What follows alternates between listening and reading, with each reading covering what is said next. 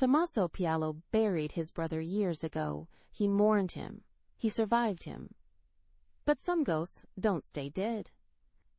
When the man who shattered his past returns from the shadows, he doesn't come for forgiveness. He comes for blood.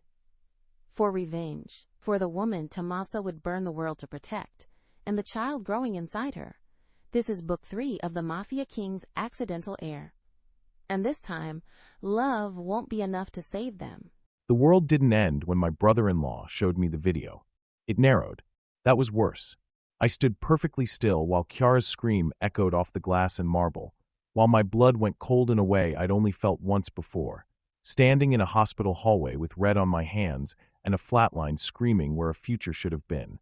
A child. Alive. Mine. The room held its breath. Luca's hand drifted toward his weapon. My men tensed. Chiara swayed, one hand clutched to her stomach, the other reaching for something solid that no longer existed. My gaze never left the screen. Dark hair. My eyes. A small fist flexing in sleep. Real. Not a trick of editing. Not a lie spun thin enough to sell. Too detailed. Too cruel. My brother-in-law lowered the phone slowly, like a man who knew exactly how much damage he'd done. "You should thank me," he said. "I kept him alive." Chiara turned on him with a sound that wasn't human. "You hit him." "I protected him," he snapped back. "From this." He gestured between me and Chiara. Blood, power, fire. "This is the world that killed his mother." The words hit. Not like a gunshot. Like a blade twisting in an old wound. I felt Chiara's gaze on me, burning, searching, breaking. And still I didn't look away from the man who had just confessed to a sin unforgivable enough to start wars. "How long?" I asked quietly. The room froze at the sound of my voice. "Say it again," he said, cautious now. "How long?" I repeated, calm as death. "Have you been hiding my son?" A pause. Then, for years. 4 years. The number slammed into me with mathematical precision. For birthdays I'd never known existed. For years I'd mourned a child who had been breathing somewhere I couldn't reach. Chiara made a broken sound. I felt it in my bones. "You let me believe he was dead," I said. He lifted his chin. "I let you survive." Lucas swore under his breath. I stepped forward once. Just once. Every weapon in the room shifted toward me. My brother-in-law didn't move. "You don't get to decide who survives my grief," I said. His jaw tightened. "You don't get to raise children in blood." Chiara laughed then. It was hysterical. Sharp. Full of pain that could level cities. "You stole a dead woman's child," she said, tears streaming unchecked down her face. "And you think you're the hero?" "She would have agreed with me," he shot back. "She wanted him away from this life." That was when I finally looked at Chiara. Really looked. Her face had gone pale, eyes too bright, one hand wrapped protectively over the life she carried now. 2 children. 2 futures.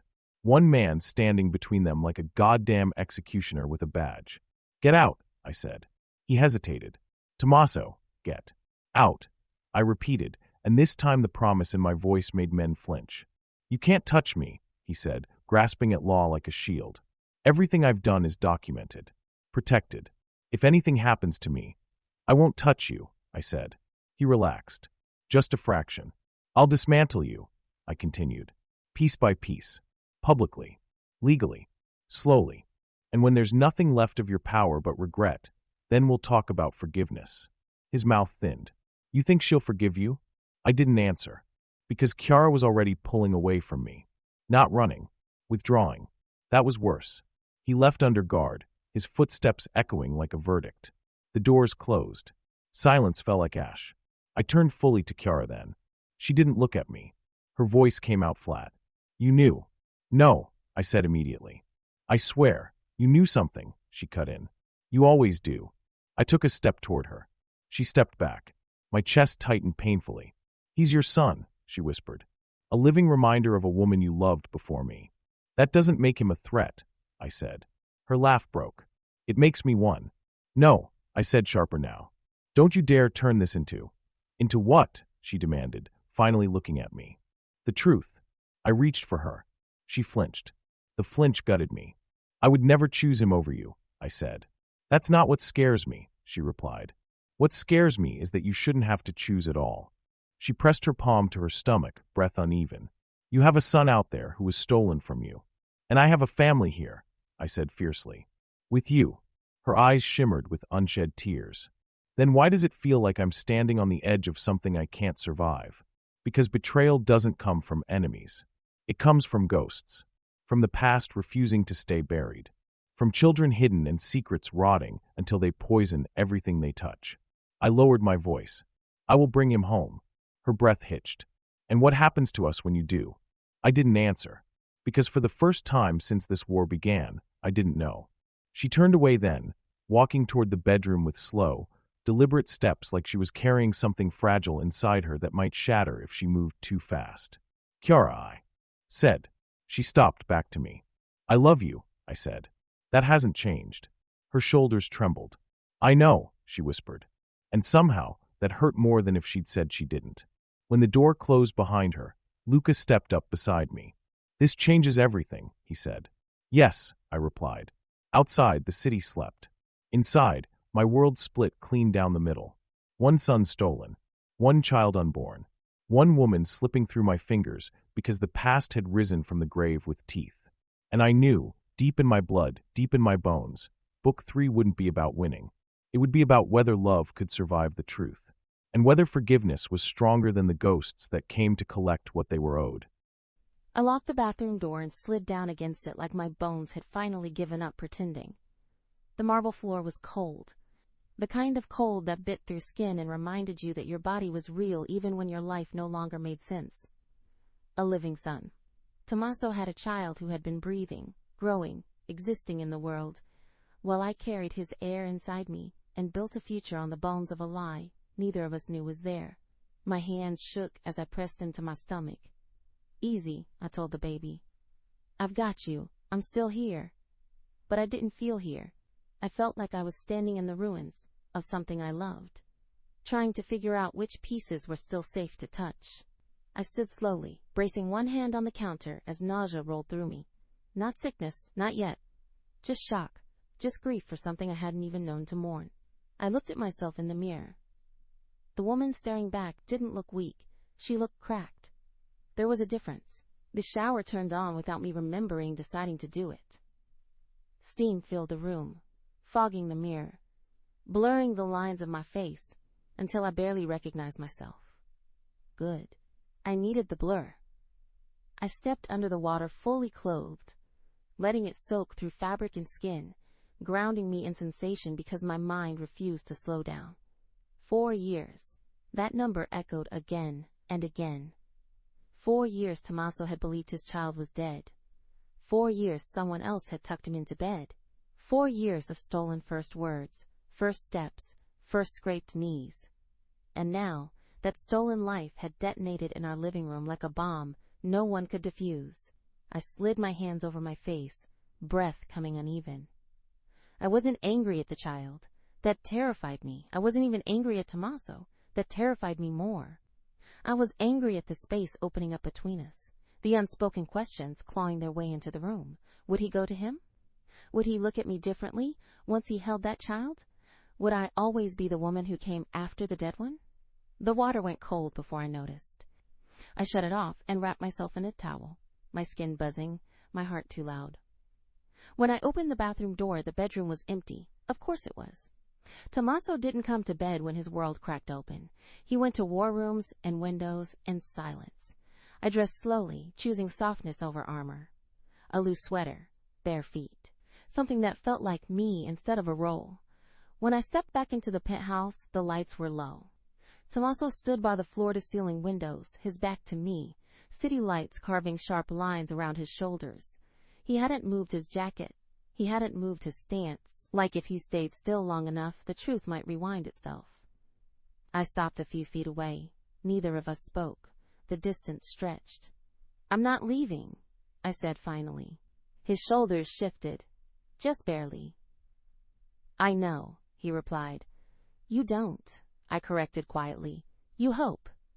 He turned then, slowly, carefully, like I might disappear if he moved too fast.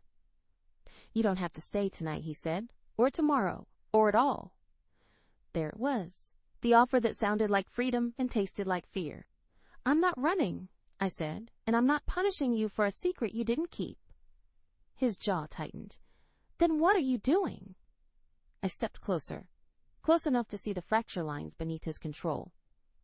I'm trying to understand where I fit now. You fit here, he said immediately. Too fast.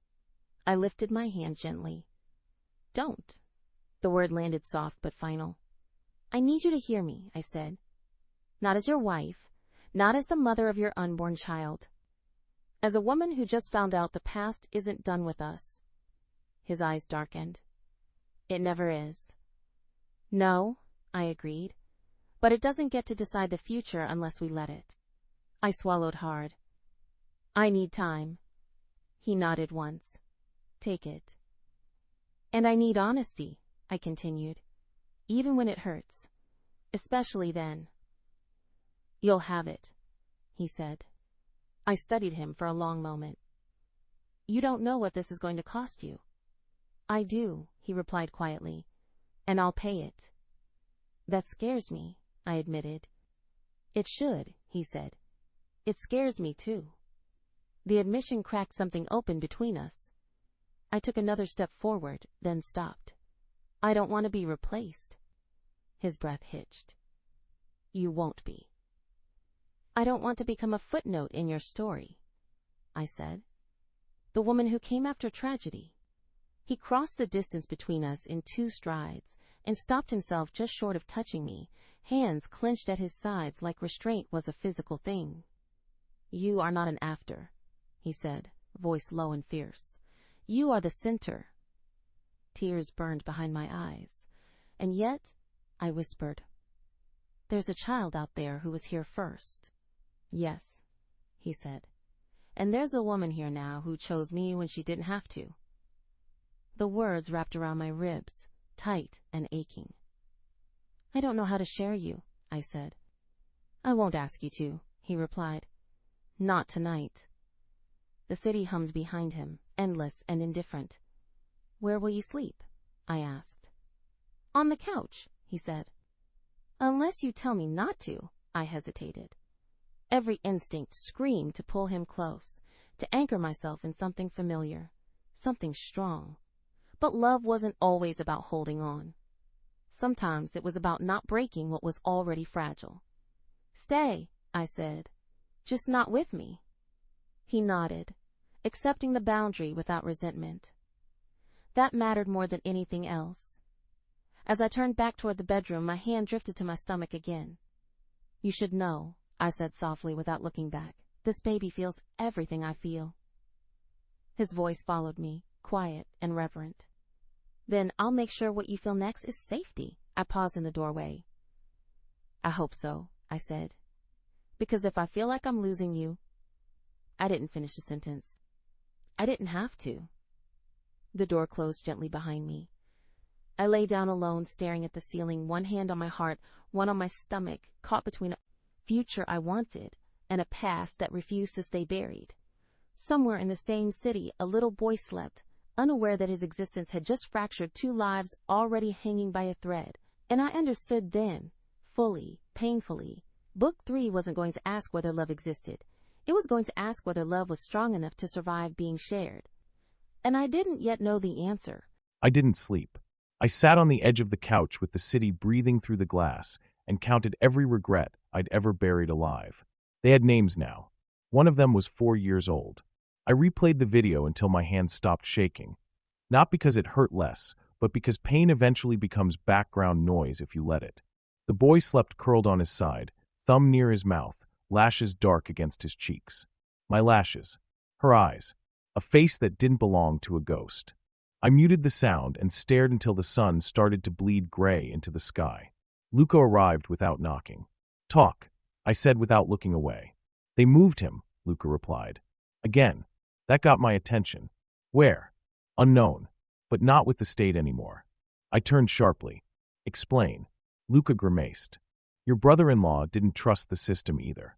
He handed the boy off to a private guardian. Old money. Clean record. Off-grid enough to vanish. Rage flared hot and bright. He doesn't get to give my son away like property. He thinks he's saving him, Luca said carefully. Everyone thinks they're the hero, I replied. That's how children get buried. Luca hesitated. There's more. Of course there was. One of our own flagged the transfer, he continued. Not one of mine. My blood went ice. Say the name. Luca didn't answer immediately. That was confirmation enough. Raphael, I said. Luca nodded. What's left of his network? He didn't die alone. The ghost that refused to stay buried. I exhaled slowly. So the man who helped kill my first family helped hide my son. Yes. And now he's selling information again. Yes. I stood, every muscle in my body coiled tight. Then we stopped playing defense. Luca's voice dropped. Chiara asked me not to tell you something. I stilled. What? She was contacted last night, he said. Private number. Distorted voice. My chest tightened painfully. About the boy? No, Luca replied. About her. I closed my eyes. What did they say? They told her, Luca continued, that if she left you, publicly, permanently, they'd make the custody case disappear. I turned slowly. She didn't tell me, I said. She didn't decide yet, Luca replied. She asked for time. That hurt more than any betrayal. Not because she'd considered it, because she'd carried it alone. They're forcing a choice, Luca said, and they're betting you'll lose either way. They're wrong, I replied. Are they? He asked quietly. Because if you move too fast, you confirm their narrative. If you move too slow, they take your child. And if I move smart, I said, I take everything. Luca watched me carefully. You're talking about burning the shield. Yes. That exposes Chiara. No, I said. It exposes them. I grabbed my jacket and headed for the office. Where are you going? Luca asked. To prove something, I said. To myself. I stopped outside the bedroom door. Didn't knock. Didn't go in. I wasn't allowed there right now. That was the price of restraint. Instead, I sent one message. I know they contacted you. I'm not angry. We will decide together. No reply. I deserved that. By noon, the city was a chessboard again. I met with men who didn't smile. With accountants who could erase lives with numbers. With lawyers who knew how to turn truth into smoke. By dusk, we had a location. A compound outside the city. Not flashy. Not guarded like a fortress. A place meant to disappear children. I stood over the satellite image, jaw tight. That's where my son is, I said. Yes, Luca confirmed. But if you go in loud, I won't, I said. This isn't a rescue. He frowned. Then what is it? A reckoning, I replied. I left before night fully fell. No convoy. No weapons visible. Just me, dressed like a man who'd lost something he wasn't sure he deserved back. The gate opened after a short conversation, and a name I hadn't spoken in years. Inside, the house was warm. Lived in. Toys scattered across a rug. A woman met me in the hallway. Mid-40s, calm eyes, no fear. You shouldn't be here, she said. I know, I replied. But I am. You can't take him, she said gently. He's safe. I'm not here to take him, I said. That stopped her. I just need to see him, I continued. Once. She studied my face for a long moment, then nodded. He's in the back garden. I stepped outside. The boy sat on the grass, stacking stones into a crooked tower, tongue caught between his teeth in concentration. My knees almost gave out. He looked up. Our eyes met. Something passed between us, recognition without understanding. Hi, he said. My voice failed. I swallowed hard. Hi. He tilted his head. You look sad. I laughed quietly, broken. I am. Why? He asked. Because the truth was too heavy for a child. Because I was gone too long, I said. He nodded, like that made sense. What's your name? He asked. I knelt slowly, keeping my distance. Tommaso. He smiled. I'm Matteo. My son's name hit like a prayer and a curse. That's a good name, I said. My mama liked it, he replied casually. My chest shattered. She did, I whispered. He went back to his stones. I stood there, watching him breathe, watching proof of a life stolen and preserved all at once. I didn't touch him. I didn't promise anything. I didn't say goodbye, because I wasn't ready to lie. When I left, the woman spoke softly behind me. He asks about you sometimes. I paused. He doesn't know you, she said. But he knows someone's missing. So did I. Back in the car, night closing in, my phone buzzed. Chiara, we need to talk. Now. I stared at the message, heart pounding. Because whatever choice she'd been forced toward, I knew one thing with brutal clarity. I would not lose another child. And I would not sacrifice the woman I loved to save myself. which meant the next move would cost blood, forgiveness, or both. And Book 3 was just beginning to collect its debts. The call came while I was standing barefoot in the kitchen, staring at a cup of tea I'd already forgotten to drink. I knew the voice before it spoke. "You don't sound well," my brother said calmly, like he hadn't just detonated my life and walked away. I closed my eyes. "You shouldn't be calling me," I said. "And yet here I am," he replied, "because you deserve options." My hand tightened around the edge of the counter. "You don't get to use that word anymore." "Listen to me," he said. "This doesn't have to end in blood." I laughed, sharp and broken. "It already has. You just moved it off screen so you could sleep at night." A pause. Controlled. Calculated. "They're preparing the next filing," he continued. "If it goes through, the state gets involved. Investigations, psych evaluations, endless delays." "And?" I asked. "And if you leave him," he said quietly, "it all disappears." There it was. Clean. Surgical. Devastating. "I walk away?" I said. "Publicly?" "Yes." "Denounce my husband?" "Yes." "And in return, you let me keep my child?" "You protect both of them," he corrected. "You remove them from danger." I pressed my palm to my stomach, breath shallow. "By destroying the man I love." Silence stretched. Then, softer. "You think this ends well if you stay?" I opened my eyes and looked toward the living room, toward the city beyond the glass, toward the couch where Tommaso had spent the night without sleep or complaint. "I think," I said slowly, "that leaving him would end me." He sighed. "You're choosing a war you can't win. I'm choosing a life I can live with." The line went dead. I stood there shaking long after the call ended, fear and fury tangling so tight I could barely tell them apart. That was when the door opened. Tommaso stepped inside, jacket still on, eyes darker than I'd ever seen them. Not violent, haunted. "You saw him," I said. "Yes." "You didn't take him?" "No." Relief and pain crashed together so hard my knees nearly buckled. "Why?" I whispered. He crossed the room slowly, stopping a careful distance away. "Because if I took him without destroying the cage first, I'd only be moving him from one prison to another." My throat tightened. "They called me." He nodded. "I know." I stared at him. "You said you weren't angry." "I'm not," he replied. "I'm terrified." The honesty stole my breath. "They offered me custody," I said, "in exchange for you." "I know," he said again. Silence swelled between us, thick with everything unsaid. "I didn't answer them," I continued. "I needed to see you first." He searched my face like he was afraid to hope. "And?"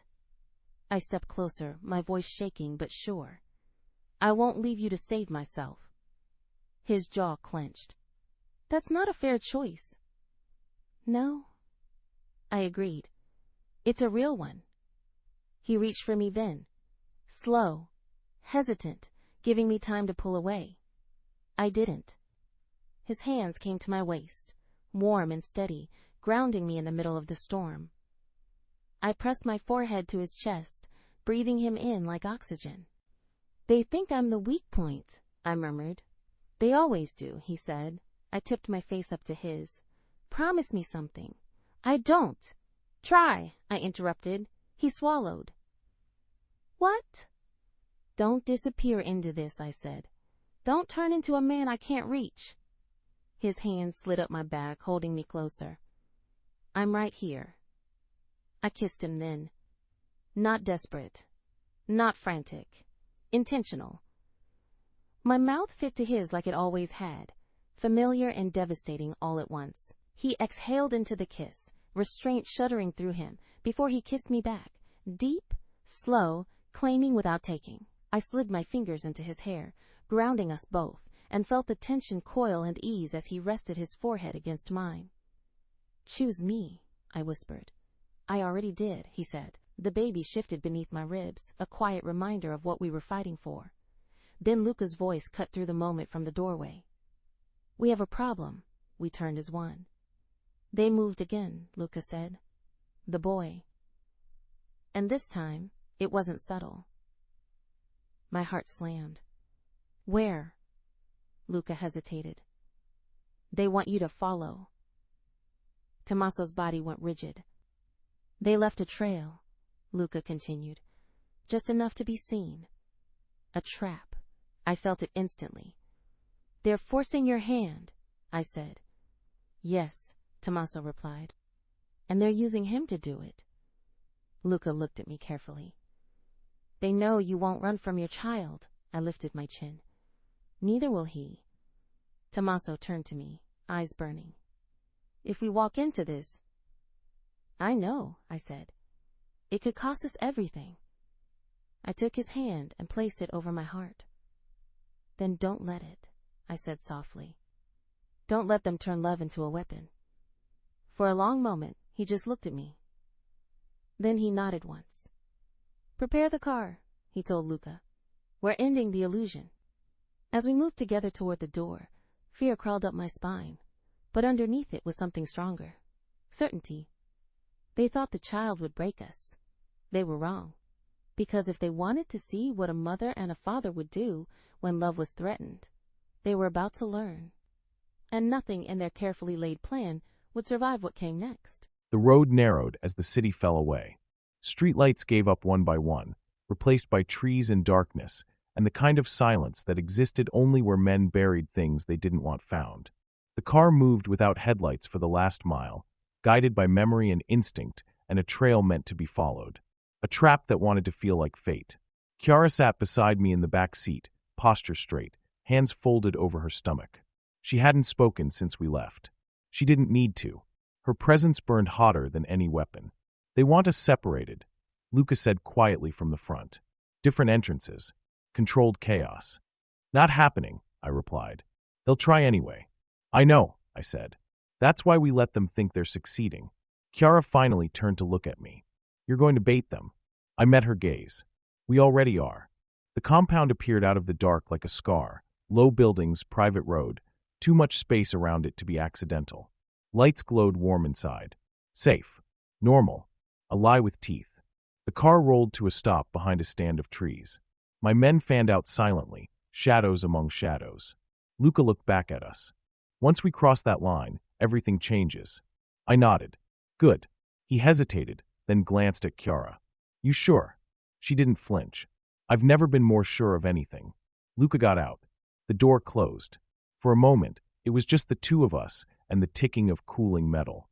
I turned to Chiara, every instinct screaming to memorize her face. "If this goes wrong—" She cut me off by grabbing my jacket and pulling me to her. The kiss wasn't soft. It was fierce, demanding. Her mouth pressed to mine like she was claiming ground, not asking permission. I felt it in my spine, in the way control snapped tight, then slipped. I cupped the back of her head, fingers threading into her hair, meeting her intensity with my own. Our breaths tangled. Teeth grazed. The kiss turned rougher, deeper, fueled by fear and want and the knowledge that nothing after this would be the same. She climbed onto my lap without hesitation, knees bracketing my thighs, hands gripping my shoulders like she needed the anchor. "Don't you dare die," she breathed against my mouth. I kissed her jaw, her cheek, her neck, slow there, grounding, my lips lingering just below her ear as she shivered. "I'm not going anywhere," I said, voice rough. "Not without you." Her fingers tightened in my hair, a breathy sound catching in her throat that went straight through me. She pressed her forehead to mine, breath uneven. "This isn't goodbye," she said. "This is us choosing." I kissed her again, harder this time, then forced myself to stop before restraint shattered completely. I rested my forehead against hers. "If I squeeze your hand twice, you move to Luca." She nodded. "And if I squeeze yours, then I burn everything between us and daylight." A corner of her mouth lifted. "I knew there was a reason I married you." We separated reluctantly. The door opened. Night rushed in. We moved. The front door of the main building opened before we reached it. A man stepped out, polite smile, empty eyes. "Mr. Pailo," he said. "Mrs. Pailo. Thank you for coming." I didn't slow. "Where's my son?" Inside, he replied. But only one of you may. I hit him. Not hard enough to kill. Hard enough to drop. Change of plans, I said, stepping over him. The inside smelled like lemon cleaner and money. Too clean. Too curated. The walls were lined with art meant to calm. It didn't. Movement erupted from side corridors. Men with guns. Men with confidence. Too much confidence. Chiara, a familiar voice called. My blood went cold. Her brother stepped into the open, hands visible, suit immaculate, face carved from certainty. This ends now, he said. I shifted subtly, putting myself half a step in front of her. You brought me here, Chiara said, voice steady. So say it. He looked at her with something like sorrow. You don't belong in this. She laughed sharp. You don't get to decide where I belong. He turned to me. You brought the war to her doorstep. No, I replied. You did. When you hid my child. A ripple went through the men. Enough, he snapped. You want him back? Walk away. Publicly. Tonight. Chiara's hand slid into mine. I squeezed once. She didn't move. I won't, she said. Her brother's jaw tightened. Then you leave me no choice. Lights cut. Darkness swallowed the room. Gunfire erupted. I pulled Chiara into me, pivoting hard as shots cracked past where she'd been standing. My men returned fire instantly, chaos exploding exactly where it had been planned. They're trying to separate you, Luca barked through my earpiece. I know, I replied, shoving a door open and dragging Chiara through with me. We burst into a side hall, narrow, dim, echoing. I slammed her against the wall, not roughly, but fast, shielding her with my body as bullets chewed plaster. Her breath came fast. Mine matched it. I kissed her then, quick, fierce, forehead to forehead, mouths brushing like a promise sealed in fire. Move when I move, I ordered. She nodded. We ran. The corridor opened into a smaller room. Children's toys scattered across the floor. My chest seized. He'd been here. A door at the back stood ajar. A small sound came from beyond it. I froze. Tommaso, Chiara whispered. I pushed the door open slowly. A child stood inside, eyes wide, clutching a stuffed animal, frozen by noise and fear. Matteo, my son. The world fell silent. He looked at me, and something in his face softened with recognition that didn't need explanation. Papa, he whispered. The word shattered me. I took one step forward. Behind us, footsteps thundered closer. Chiara moved beside me, placing her hand over mine, steady as stone. We're here, she said softly, to him, to me, to the future cracking open in front of us. Gunfire roared again, and as I reached for my son for the first time, I knew with absolute certainty someone was about to pay for every second they'd stolen from us. And this night was going to decide who walked out alive. The first thing I noticed was how small he was. Not fragile. Small in the way children are when you realize how easily the world can break them. Matteo stood frozen in the doorway, clutching a stuffed bear with one ear chewed thin, eyes too big for his face, too calm for the chaos exploding behind us. Gunfire cracked somewhere down the hall. Men shouted. Glass shattered. And Tommaso stopped breathing. I felt it beside me, felt the way his body went still, like every instinct he had was fighting between kill everything and don't scare him. Papa? The word landed like a prayer. And a wound. Tommaso dropped to one knee instantly, slow, careful, putting himself at Matteo's level like he was approaching something sacred. Yes, he said, voice breaking on the word. It's me. My heart clenched so hard I thought it might stop. I stepped forward, too, keeping my movements calm, my hands open. Hi, I said softly. You're safe. We're here to take you somewhere better. Matteo's gaze slid to me, curious, wary. Are you nice? The question gutted me. Yes, I whispered. I promise. A sharp crack echoed closer. Too close. Tommaso reached for Matteo. That was when everything went wrong. A body slammed into the doorway from the side, weapon raised. I screamed Tommaso's name as he twisted, shielding Matteo with his own body as the shot rang out. It hit me. Pain exploded white-hot through my side. I went down hard, the world tilting violently as Tommaso roared my name, his voice tearing through the chaos like an animal sound ripped from his chest. Chiara! I couldn't breathe. I couldn't think. I could only feel burning, tearing pain, and the terrifying knowledge that I was falling away from myself. Hands were on me instantly. Tommaso's. Stay with me, he said, frantic now, control gone. Stay with me. My breath hitched. I'm okay? Lie. I saw the blood spreading across my sweater, dark and fast. Tommaso swore violently, one hand pressing hard against the wound, the other braced on the floor to keep himself steady. "Luca!" he shouted. "Now!" Gunfire surged again, closer, louder. Luca skidded into the room, eyes going sharp as he took in the scene. "We have to move. They're collapsing the corridor." Tommaso didn't look away from me. "Get her out." "And the boy?" Luca demanded. Tommaso's jaw clenched. I grabbed his sleeve with shaking fingers. "Tommaso, listen to me." He looked down at me, eyes wild, terrified. "Take him," I whispered. "Don't leave him." "No," he snapped. "I'm not choosing." "You already did," I said, forcing the words through the pain. "You chose both. Now finish it." His breath shuddered. Another explosion rocked the building. Luca swore. "We have 30 seconds. Tommaso looked between me and Matteo, his son standing frozen, tears finally spilling down his cheeks. That was when I understood something terrifying and beautiful. This was what it meant to love someone with your whole life. You bled so they didn't have to. "Go I," whispered again. "I'm not dying here." "You don't get to decide that," Tommaso said hoarsely. "I get to decide this," I replied. "If you leave him behind, you'll never forgive yourself. And I won't forgive you either." That did it. I saw the moment he broke.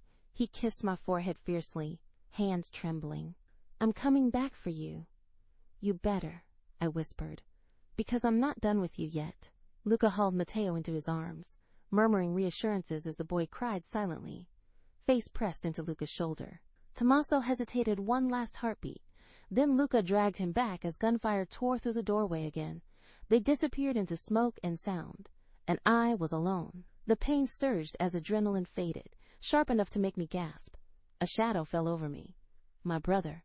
He crouched beside me, eyes cold, assessing. "You should have left," he said. I laughed weakly. "You really don't understand me at all." He reached for me, and I slapped his hand away with what strength I had left. "Don't touch me," I hissed. "You don't get to pretend concern now." His jaw tightened. "You chose him." "Yes," I said. "Every time." He stood abruptly as sirens wailed in the distance. "Clean this up." He ordered someone unseen. "She's not dying here." Hands lifted me. Strangers. Rough, but efficient. My vision blurred, consciousness slipping like water through my fingers. As darkness crept in, one thought anchored me. Tommaso will come back. He had to, because I wasn't done fighting. Not for my child. Not for his. Not for the family we were clawing into existence with blood and broken promises. And somewhere deep inside the pain, something else stirred. Rage. If they thought hurting me would end this, they had just made me dangerous.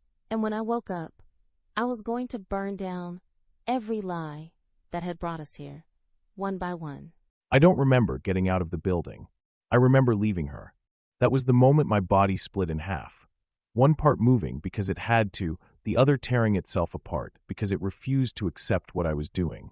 Luca dragged me through smoke and gunfire while Matteo cried into his shoulder, small fists clutching fabric like it was the only solid thing left in the world. My son, my blood, alive.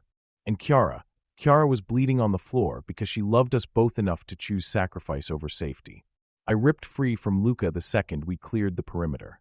"She's still inside," I snarled, trying to turn back. Luca slammed me against the armored truck, eyes hard. "And if you go back now, you die. Then what happens to either child?" The words hit because they were true.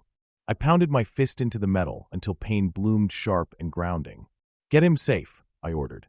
"Now, what about you?" I turned toward the burning compound, jaw set. "I'm finishing this." Two of my men grabbed me. Not to stop me, to follow. We moved fast, flanking, cutting through the chaos the way I'd trained them to for years. This wasn't a rescue anymore. It was extermination. Inside, the compound had collapsed into screaming confusion. Alarms shrieked. Fire licked along the ceiling. Men ran without orders. That was my favorite kind of enemy. I found my brother-in-law near the rear exit, shouting into a phone, panic cracking his voice for the first time. "You lost control," I said calmly from behind him. He spun. I shot him in the leg before he could speak. He went down hard, screaming, hands scrabbling at the floor. I stepped over him and pressed the barrel of my gun to his forehead. "Where is she?" He laughed through the pain.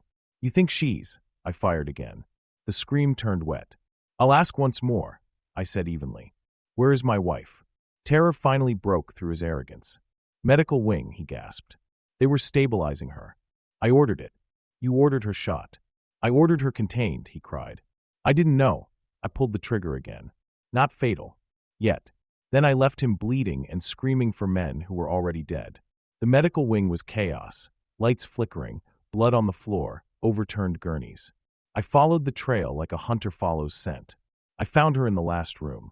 Chiara lay pale against white sheets, blood soaked through the bandage at her side, monitors screaming too loud in the quiet that followed gunfire. Alive.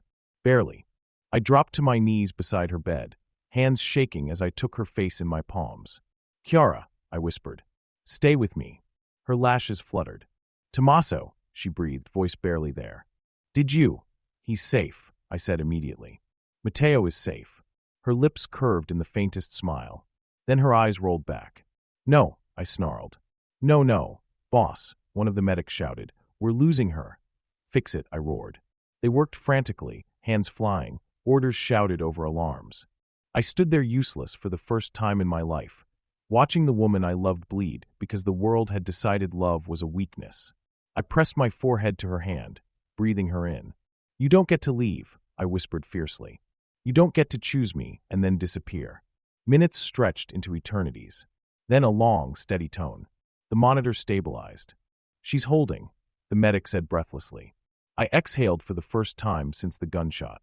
I stayed until they moved her, until she was secured, sedated, alive. Only then did I step back. Only then did I allow the other half of me to surface. I walked back into the corridor, blood on my hands, vision cold and clear. My brother-in-law was still alive when I returned. Barely. I crouched in front of him, ignoring his whimpers.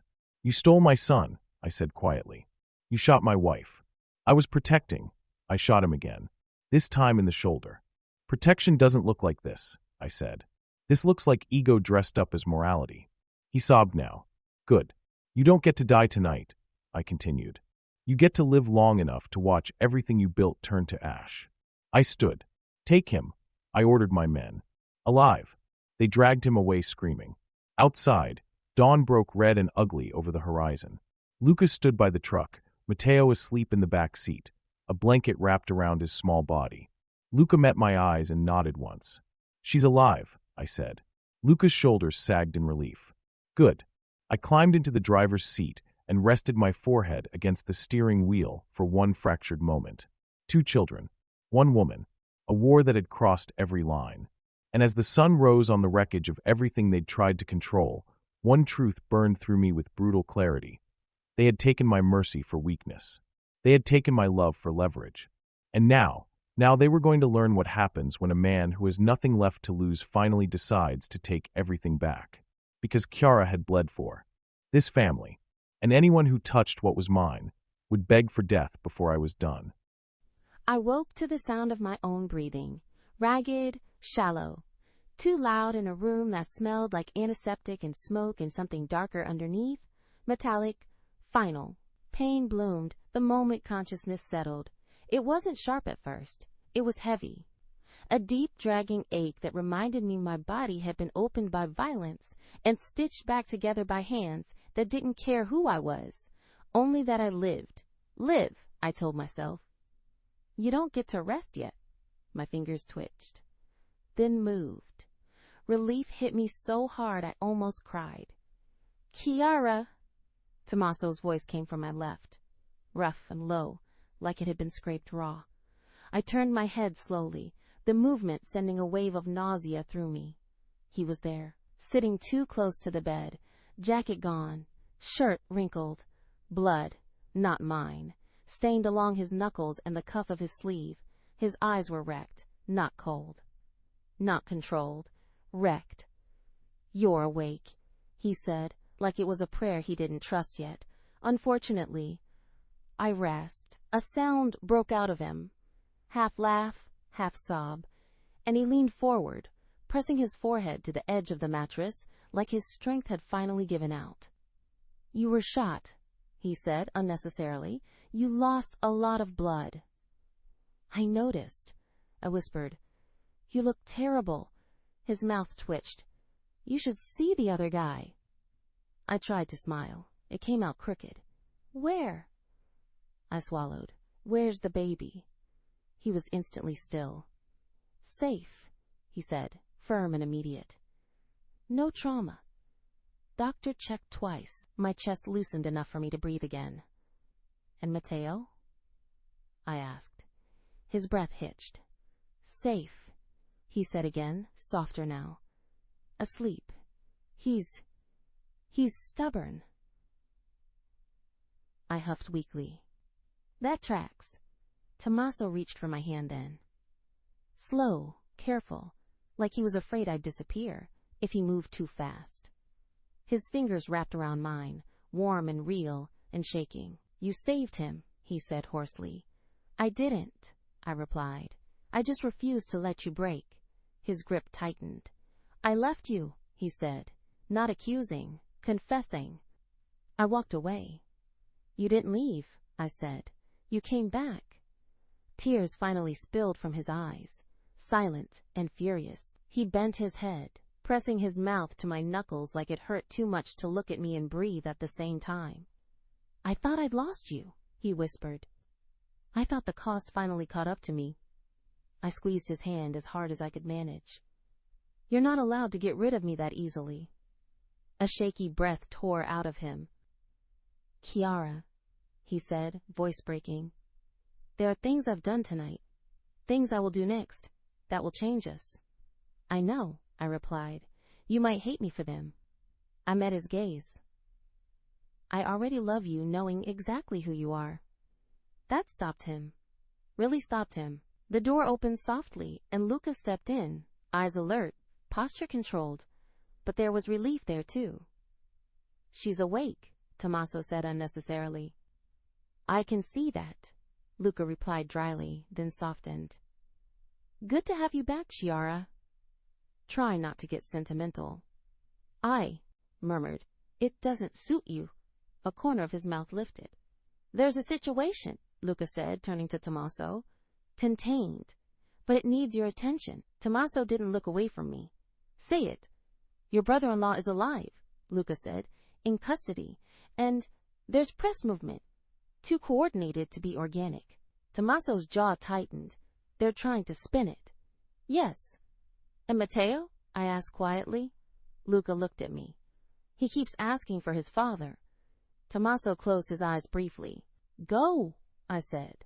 His eyes snapped back to mine. "No." "Yes," I insisted. "He's been waiting 4 years. Don't make him wait longer." "I won't leave you again." "I'm not going anywhere," I said. "I'm too angry to die." That earned a breathless sound from him, something close to laughter. "I'll be right outside," he said finally. "I won't go far." He leaned down then, careful of the ivy lines, and pressed his lips to my forehead. Not a kiss meant to claim, a kiss meant to anchor. When he straightened, his hand lingered at my cheek for a second longer than necessary. Then he left. The room felt colder without him. A nurse came in soon after, checking vitals, murmuring reassurances I half heard. When she left, silence crept back in. That was when the weight of it all hit. The gunshot, the blood, the choice. The child who had looked at me with terrified eyes and trusted me anyway. Tears slid silently into my hair. I pressed my hand to my stomach, feeling the faint, reassuring movement beneath my skin. "We're still here," I whispered, "both of us." The door opened again. This time, it wasn't Tommaso. It was a woman I didn't recognize. Late 30s, sharp eyes, calm presence. She stopped just inside the doorway. "Mrs. Pailo," she said. "I'm Elena Weiss. Family law. I represent children whose lives have been complicated." My pulse spiked. "You represent Matteo," I said. "Yes," she replied. "And now, potentially you," I studied her carefully. For what? She stepped closer, lowering her voice. There's already a sealed motion moving through the courts. Emergency jurisdiction transfer. If it goes through, Matteo becomes a ward of the state until permanent placement is decided. Cold flooded my veins. Because of tonight, I whispered. Because of who his father is, she corrected. And because someone wants leverage. I closed my eyes briefly. When? I asked. 48 hours, she said. Unless we move first. I met her gaze, something steel hard settling into place. Then we move, I said. Her lips curved slightly. That's what I was hoping you'd say. After she left, I lay back against the pillows, staring at the ceiling. I had been shot. I had nearly died. And still, this was only the beginning. They thought hurting me would slow us down. They thought children were bargaining chips. They thought love was a weakness. I smiled faintly despite the pain. They were about to learn the most dangerous truth of all. A woman who survives doesn't come back softer. She comes back ready. And when Tommaso returned, with our son's name on his lips and blood still drying on his hands, we were going to make the world regret ever attaching our family to the word expendable. Matteo fell asleep with his hand curled into my shirt like it was the most natural thing in the world, like he'd always belonged there. I sat in the quiet room the safe house doctors had converted into something warm. Low lights, clean walls, no windows, and listened to his breathing even out. Each breath was a quiet miracle I didn't trust yet. For years stolen. For years I couldn't get back. I brushed my thumb lightly over his hair, barely touching, afraid of waking him or worse. Afraid this was another lie the world would rip away if I blinked. "Papa," he murmured in his sleep. The word hit deeper this time. I closed my eyes. "I'm here," I whispered. "I've got you." The door opened softly behind me. Luca didn't speak. He didn't need to. I knew that look. I eased Matteo down carefully, tucking the blanket around him with a precision that surprised me. When I stood, my knees protested, adrenaline bleeding out, reality settling in. I stepped into the hall and closed the door quietly behind us. "Say it," I said. "They're moving faster than expected," Luca replied. "Emergency filings. Media whispers. And Weiss is right. The state wants custody leverage." "They won't get it," I said flatly. "They might," Luca countered. "If this turns into a public morality play." I turned toward the security monitor wall, watching feeds of empty corridors and parked cars. "Then we don't let it turn public." Luca hesitated. "Chiara, I know," I said. "She's the fulcrum. She's also wounded. And stronger than all of them," I replied. "A beat." "She asked for you," Luca said. My chest tightened. I moved. Chiara's room smelled like antiseptic and warmth and something fiercely familiar. She was propped against pillows, color still pale but eyes sharp, alive in a way that felt like defiance. "You left," she said softly. "I stayed close," I replied, crossing to her bedside. "You held him," she said. "Yes." Her eyes softened. "Did he?" "He called me Papa," I said quietly. Her breath caught. I took her hand, careful of the four. "He asked if you were nice." She laughed weakly. "And?" "I told him yes," I said. I didn't even hesitate. Her fingers tightened around mine. "Good. Because he's right." I leaned closer, lowering my voice. "They're coming for him.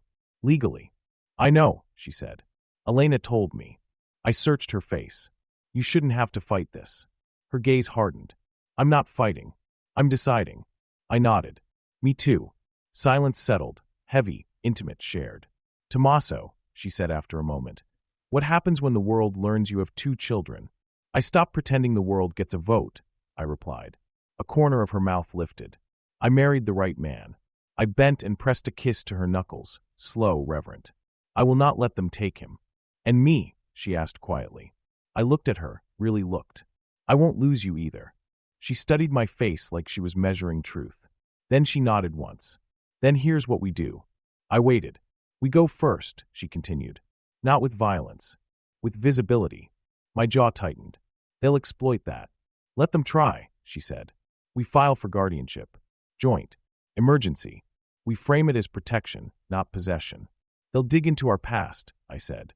"They already are," she replied. "The difference is who controls the story." I exhaled slowly. "It's risky." "So is tonight," she said. "So is love." I leaned closer, my forehead touching hers. I will burn cities for you. I know, she whispered. That's why I'm asking you not to. A nurse appeared at the door.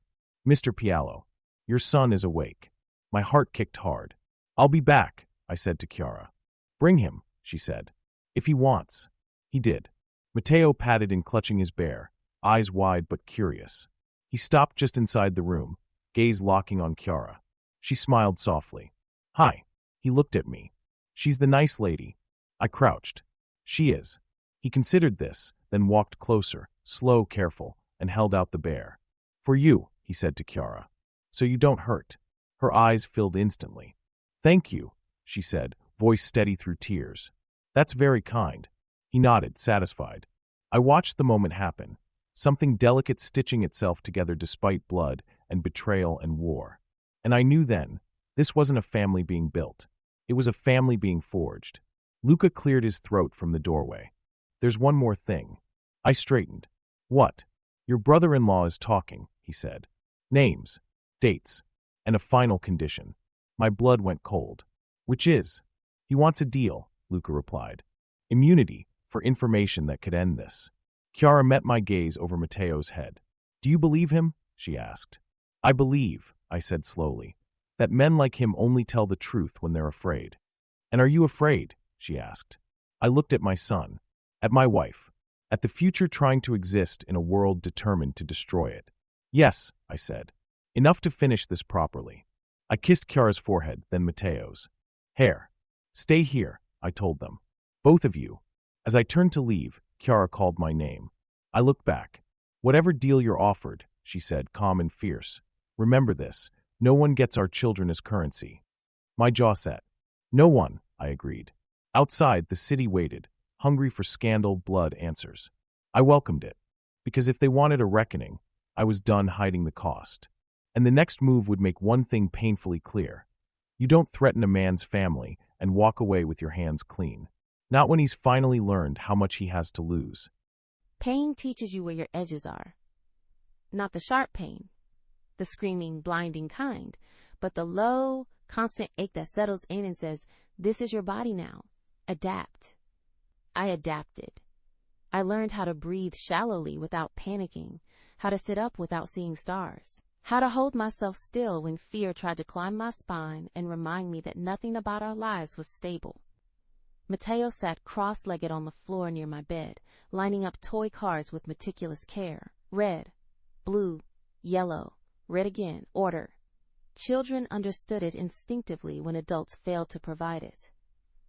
You're very serious about this, I said softly. He glanced up at me, solemn. They crash if I don't. Something in my chest twisted. I understand that, I told him. He smiled at me then. Small, careful, like he wasn't sure yet whether smiling was safe. I like you, he said. My eyes burned. I like you too, I replied. Very much. He nodded, satisfied, and went back to his cars. I watched him for a long moment, my hand resting over my stomach. Two lives connected to mine now in ways I hadn't planned and couldn't undo. And I wouldn't undo them even if I could. The door opened quietly. Tommaso stepped in, suit jacket gone, sleeves rolled, the weight of the world still carved into his posture. He stopped when he saw Matteo, his expression softening in a way that felt private and devastating. Matteo looked up. Papa. Tommaso crossed the room in 2 strides and crouched, resting his forearms on his knees. Hey. The boy leaned in, whispering something I couldn't hear. Tommaso's mouth curved. You're right, she is. I swallowed. Tommaso stood and came to my bedside, keeping his movements careful. How do you feel? Like I lost an argument with a wall, I said, but alive. His thumb brushed my knuckles, light, grounding. That's my favorite version of you. Your standards are questionable, I murmured. He leaned in, resting his forehead briefly against mine. Not desperate, not possessive, present. Matteo watched us with open curiosity. Can she come home now? He asked. My heart stuttered. Tommaso answered carefully. Soon. I smiled at Matteo. We're working on it. He considered that. Okay? A nurse appeared at the door, signaling quietly. Matteo gathered his cars obediently and padded out, pausing to wave at me before disappearing down the hall. When we were alone, the air shifted. You talked to him, Tommaso said. Yes. And? I told him the truth, I replied, that he's safe, that he's wanted, that no one is going to disappear on him. Tommaso closed his eyes briefly. About me? He asked. I told him you're stubborn, I said, and that you keep your promises even when it costs you. He let out a breath. I hope that's true. I studied him, really studied him. The bruises he pretended not to have, the tension he carried like armor. Sit, I said. He did. I reached for him then, slow and deliberate, my fingers sliding into his hair at the nape of his neck. He stilled, instantly, breath-catching. Not because of desire, but because of permission. This wasn't urgency. This was need. I drew him closer, until his forehead rested against my shoulder, his breath warm against my skin. My free hand traced slow, grounding lines along his spine, feeling the tension ease beneath my touch. You don't have to be strong in here, I murmured. His hands came up to my waist, careful of my injury, holding me like he was afraid I'd vanish if he loosened his grip. I don't know how to do this, he admitted quietly. Be a father to a child who already learned how to survive without me. You don't replace what he had, I said. You add to it. He nodded, absorbing the words. And you don't earn your place with him by bleeding, I continued. You earn it by staying. His breath shuddered. He lifted his head just enough to look at me. And with you? I brushed my thumb along his jaw. Same rule. He leaned in then, kissing me softly. Slow, reverent, nothing rushed about it. His lips lingered like he was memorizing the moment, like he needed to anchor himself in something real. I kissed him back, gentle and steady, my fingers tightening in his hair as emotion swelled. This wasn't fire, it was warmth. When we parted, we stayed close, foreheads touching. There's more, he said. I know, I replied. They're offering a deal, he continued. Your brother, names, proof, enough to bury the families pushing this. An immunity, I guessed. Yes. I exhaled slowly. And you don't trust it? No. Neither do I said, which is why we don't trade. His brow furrowed. Then how do we protect Matteo? We don't protect him by hiding, I said. We protect him by changing the rules. I reached for the folder on the bedside table, the one Elena Weiss had left behind. I slid it toward him. I signed the emergency filing, I said. Joint guardianship, medical affidavits, protective injunctions. His eyes widened slightly. Without me? With you, I corrected. I signed my part. You sign yours, today. Silence stretched. They'll come harder, he said. Yes. They'll dig up everything. Yes. They'll try to break you, he added. I met his gaze without blinking. They already tried. He nodded once, something fierce and proud flickering across his face. A knock interrupted us. Luca stepped in, expression tight. We have confirmation. Of what? Tommaso asked. Luca glanced at me, then back to him. The deal your brother offered. It wasn't just information. My stomach tightened. It included timing, Luca continued. A coordinated release, court filing, media leak, and... He hesitated. A witness. My pulse spiked. Who? Luca's jaw tightened. Elena Weiss. The room went cold. The lawyer? I whispered.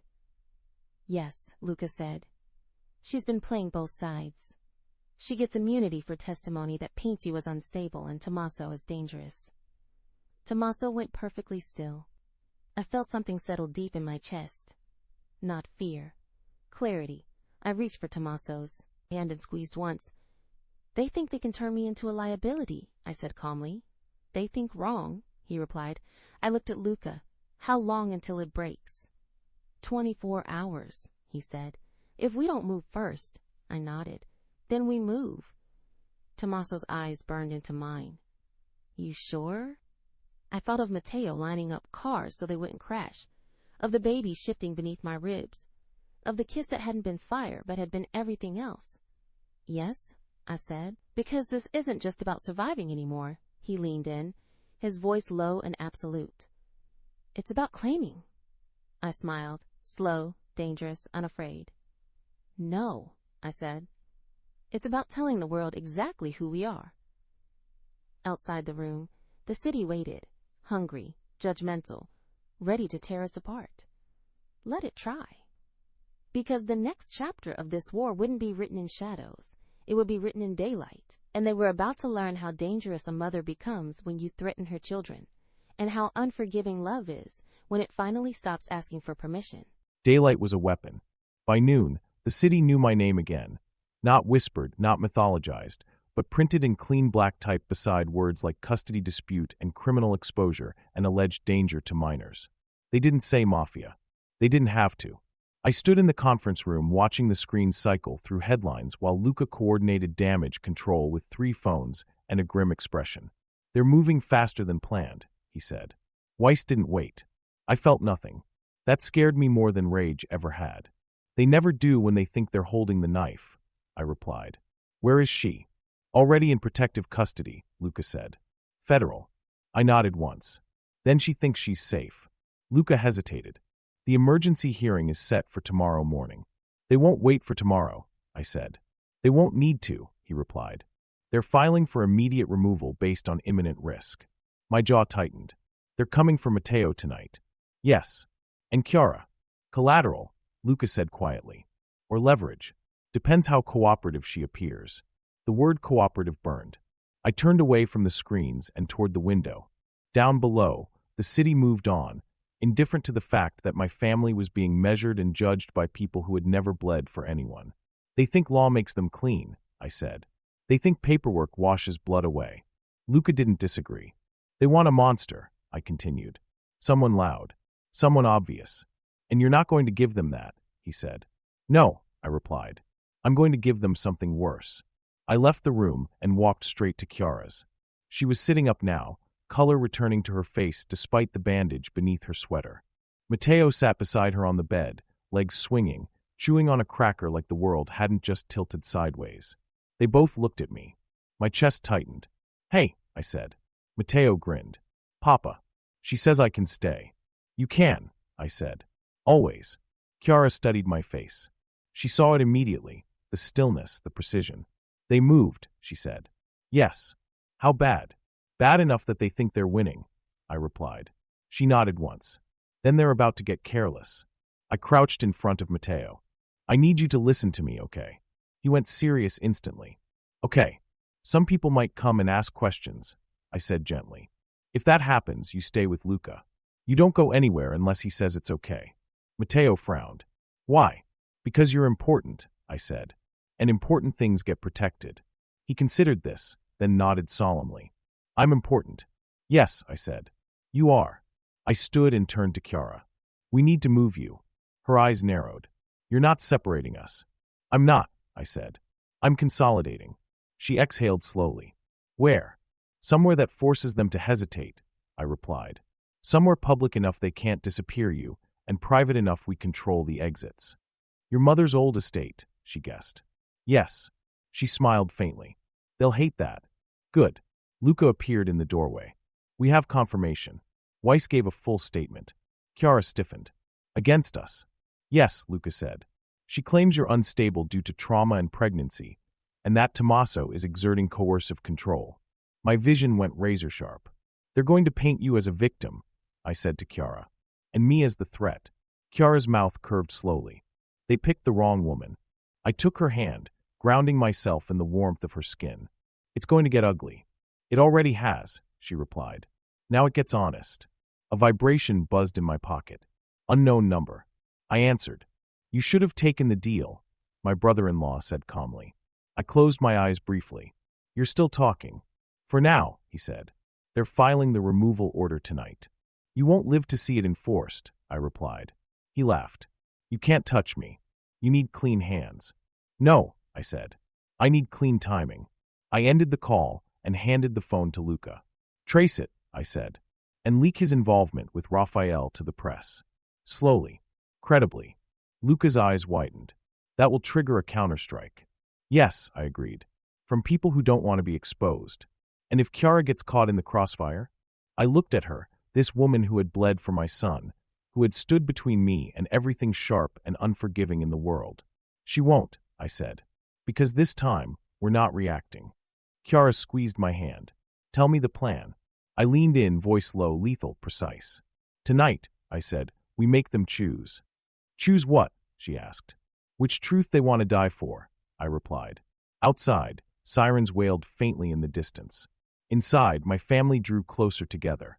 Not because we were afraid, but because we were finally done pretending this war could be won quietly. They wanted to expose me. They wanted to take my children. They wanted to break the woman I loved and call it justice. Tomorrow, they'd learn something the hard way. There is nothing more dangerous than a man who has already buried one family and refuses to lose another. The estate remembered blood. Not literally, no stains on the marble, no ghost rattling chains, but the walls knew what kind of family had been forged here. Old money, older violence, the kind that smiled politely while deciding who would disappear next. I felt it the moment we crossed the threshold. Matteo clutched my hand tighter, his small fingers warm and trusting. Tommaso walked a step ahead, posture calm, lethal, every inch of him tuned to threat. They'd followed us. I knew it before Luca confirmed it, before security feeds flickered with unfamiliar shapes just beyond the tree line. "They want a spectacle," I murmured. Tommaso didn't turn. "They'll get one, just not the one they planned." Inside, the estate came alive with controlled motion, guards positioning, phones lighting up, doors locking with quiet finality. It felt like standing at the center of a tightening circle. I sat Matteo on the couch and knelt in front of him, forcing my voice to stay light. "Do you remember the rule we talked about?" I asked. He nodded solemnly. "Stay with Luca. And if things get loud?" "I don't run unless Luca tells me," he recited. My chest ached. "Good job." He hesitated, then wrapped his arms around my neck in a fierce, sudden hug. "You smell like the hospital," he said. I laughed softly into his hair, blinking hard. "I know. I'm sorry." "It's okay," he said. "Papa smells like metal." That one made me smile for real. Tommaso turned at that, something unreadable flickering across his face. Luca appeared at the doorway, eyes sharp. "They're making their move." "How?" Tommaso asked. "Legal first," Luca replied. "Emergency injunction filed 15 minutes ago. Medea's already circling the gate." My stomach tightened. "They want me on camera." "Yes," Luca said. "They want you emotional." I stood slowly. "Then let's not disappoint them," I said. Tommaso turned fully now. "No." "Yes," I replied. "They've already decided who I am. If I hide, I confirm it." "You're injured," he snapped quietly. "You shouldn't." "I was shot, I cut in, and I lived." That already ruined their narrative. Silence stretched between us, thick and electric. "You said we go first," I continued. "This is what that looks like." Tommaso searched my face, jaw tight, eyes burning. "If they push, then I push back," I said. "Publicly." Luca exhaled slowly. "They're bringing child services." My blood went ice cold. "When?" I asked. "Any minute," he replied, "with a court officer." I looked at Matteo. At the boy who lined up cars so they wouldn't crash. At the child who'd been hidden and shuffled and nearly erased. I straightened my shoulders. "Bring them in," I said. Tommaso's voice dropped to a warning. "Chiara." "I'm not afraid," I said. "I'm done being managed." The front gates opened 10 minutes later. Cars rolled in, unmarked, official, press vans, hovering like vultures just beyond the property line. A woman stepped out first, clipboard in hand, posture neutral. Child services. Behind her, A man in a suit. Court officer. Behind them. My brother. He looked pleased. That told me everything I needed to know. They entered the estate like they owned it. This is a private residence, Luca said calmly. State your purpose.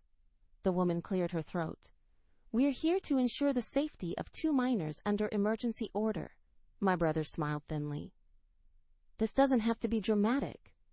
I stepped forward before Tommaso could stop me. It already is, I said. Every camera snapped to life. The woman hesitated. Mrs. Pailo, I know who you are, I interrupted. And I know why you're here. She blinked. Ma'am, you're here because someone convinced the judge I'm unstable. I continued evenly. Because I was shot while protecting my husband's son. Because I'm pregnant. Because my life doesn't fit neatly into your definitions of safe.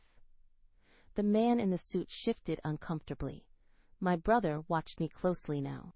And you believe, I went on, that removing children from the only people who have bled for them is protection. The woman swallowed. We're required to investigate. Good, I said. Then investigate everything. I turned slightly, angling my body so the cameras caught the full picture.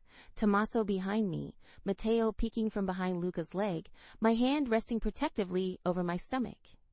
Investigate the man who hid a child for 4 years, I said calmly. Investigate the coordinated media leaks. Investigate the witness who sold her testimony for immunity. My brother's smile faltered. And investigate. I finished. Why the only time anyone cared about these children was when they could be used as leverage. The silence was deafening. Tommaso's hand came to the small of my back, steady, grounding, present. The woman cleared her throat again. Mrs. Pailo, we still need to speak with the children. You may, I said, with their parents present, on record. The court officer frowned. That's not standard. Neither is kidnapping dressed up as procedure, I replied. My brother stepped forward. You're emotional. You're not thinking clearly. I turned to him slowly. No, I said. You just underestimated how clearly I think when I stop being afraid of you. His eyes flashed. You're making this worse. For you? I said softly. Yes. A phone buzzed. Luca glanced at it, then up at Tommaso. The leak worked. Raffaele's name just hit the wires. With receipts. My brother's face went gray. Tommaso leaned down, voice low in my ear. We can stop this now. I shook my head slightly. No, we finish it. I looked back at the officials. You can take notes, I said. You can ask questions, but you will not remove my children today. The woman hesitated, then nodded slowly. We'll reassess. The court officer checked his phone, face tightening. We need to pause enforcement, my brother exploded. You can't just... Yes, the man snapped. We can. Cameras caught everything. My brother stared at me like he'd never seen me before. You chose him, he hissed. I met his gaze without flinching. I chose my family? He turned and walked out, rage barely contained. As the gates closed behind them, my knees went weak. Tommaso caught me instantly, arms firm, unyielding. You did that, he said quietly. You stopped them. For now, I replied. For good, he corrected. They overplayed their hand. I leaned into him, breath shaky, heart pounding. Matteo tugged at my sleeve. Did we win? I knelt again, meeting his eyes. No, I said honestly. But we didn't lose. He smiled, satisfied with that. As the estate settled into uneasy quiet, one truth rang clear and terrifying and exhilarating all at once. They had dragged us into the light to destroy us. Instead, they'd handed us the spotlight, and from here on out, nothing about this war would stay hidden. Not the blood, not the love, and not the reckoning that was coming for everyone who thought our family was something they could take. The estate breathed again after they left. Not relief, readjustment. Like a predator settling back into tall grass after being exposed to the sun. The cameras were gone, the officials retreating with their clipped apologies and 2 quick reassessments. But the danger hadn't evaporated. It had learned. I stood on the terrace with the doors open behind me, night creeping back in, the city lights distant and irrelevant. My phone buzzed constantly, Names I ignored, allies recalculating, enemies pretending not to panic. They'd seen Chiara. That changed everything. Luca stepped beside me. They're scrambling. Good, I said.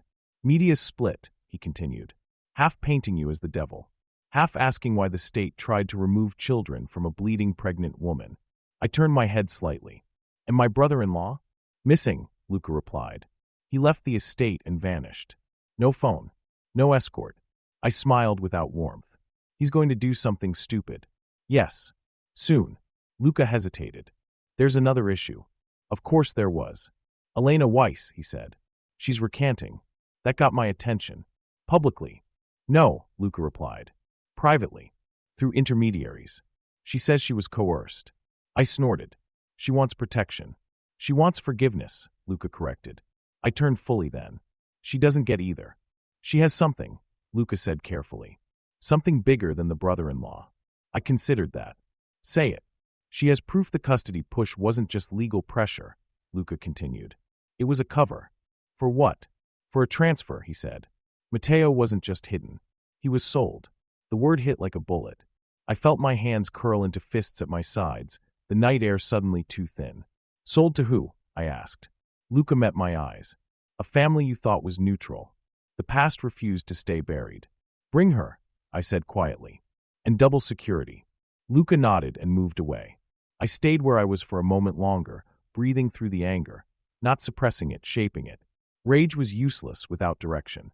Behind me, the doors opened. Chiara's presence hit before her voice ever could. You're vibrating, she said softly. I turned. She stood there in a simple sweater, hair loose, color stronger in her cheeks despite the bandage beneath the fabric. Alive, watching me like she always did, seeing past the posture to the fracture lines underneath. Good evening, I said lightly. She crossed the terrace and stopped in front of me. What now? Not a question. A readiness. They sold him, I said. Her breath caught. Who? Not who, I corrected. How many? Her eyes darkened. Then this isn't just about us anymore. No, I agreed. It never was. She studied my face. You're not going to burn the city. I smiled faintly. I'm going to reorganize it. A beat passed. Come inside, she said. You're not allowed to be alone with your thoughts right now. I followed her back into the warmth of the estate, into rooms that felt safer because she existed in them. Matteo's laughter echoed faintly from down the hall, Luca teaching him a card trick badly, on purpose. I watched Chiara watch the sound. You're thinking about him, I said. I'm thinking about both of them, she replied. About what kind of world they inherit if we stop halfway. I reached for her hand, grounding myself. We won't. Her fingers laced with mine. Promise. I leaned in close, my voice low and absolute. On everything I am. We were interrupted by raised voices near the office. Elena Weiss stood inside when we entered, composed, pale, eyes too alert. She looked like a woman who had finally realized the cliff edge she'd been dancing on was real. You asked to see me, she said. I asked to hear you, I replied. Carefully. She swallowed. The custody filing was a smokescreen. The real transaction was offshore. Matteo was listed as an asset, contingent future heir. The neutral family brokered it. Chiara went still beside me. They wanted leverage, Weiss continued. Not just over you. Over the next generation. My jaw locked. And my brother-in-law, I said. He was paid, she admitted. To believe it was protection. I laughed quietly. Everyone tells themselves a story. Weiss shifted.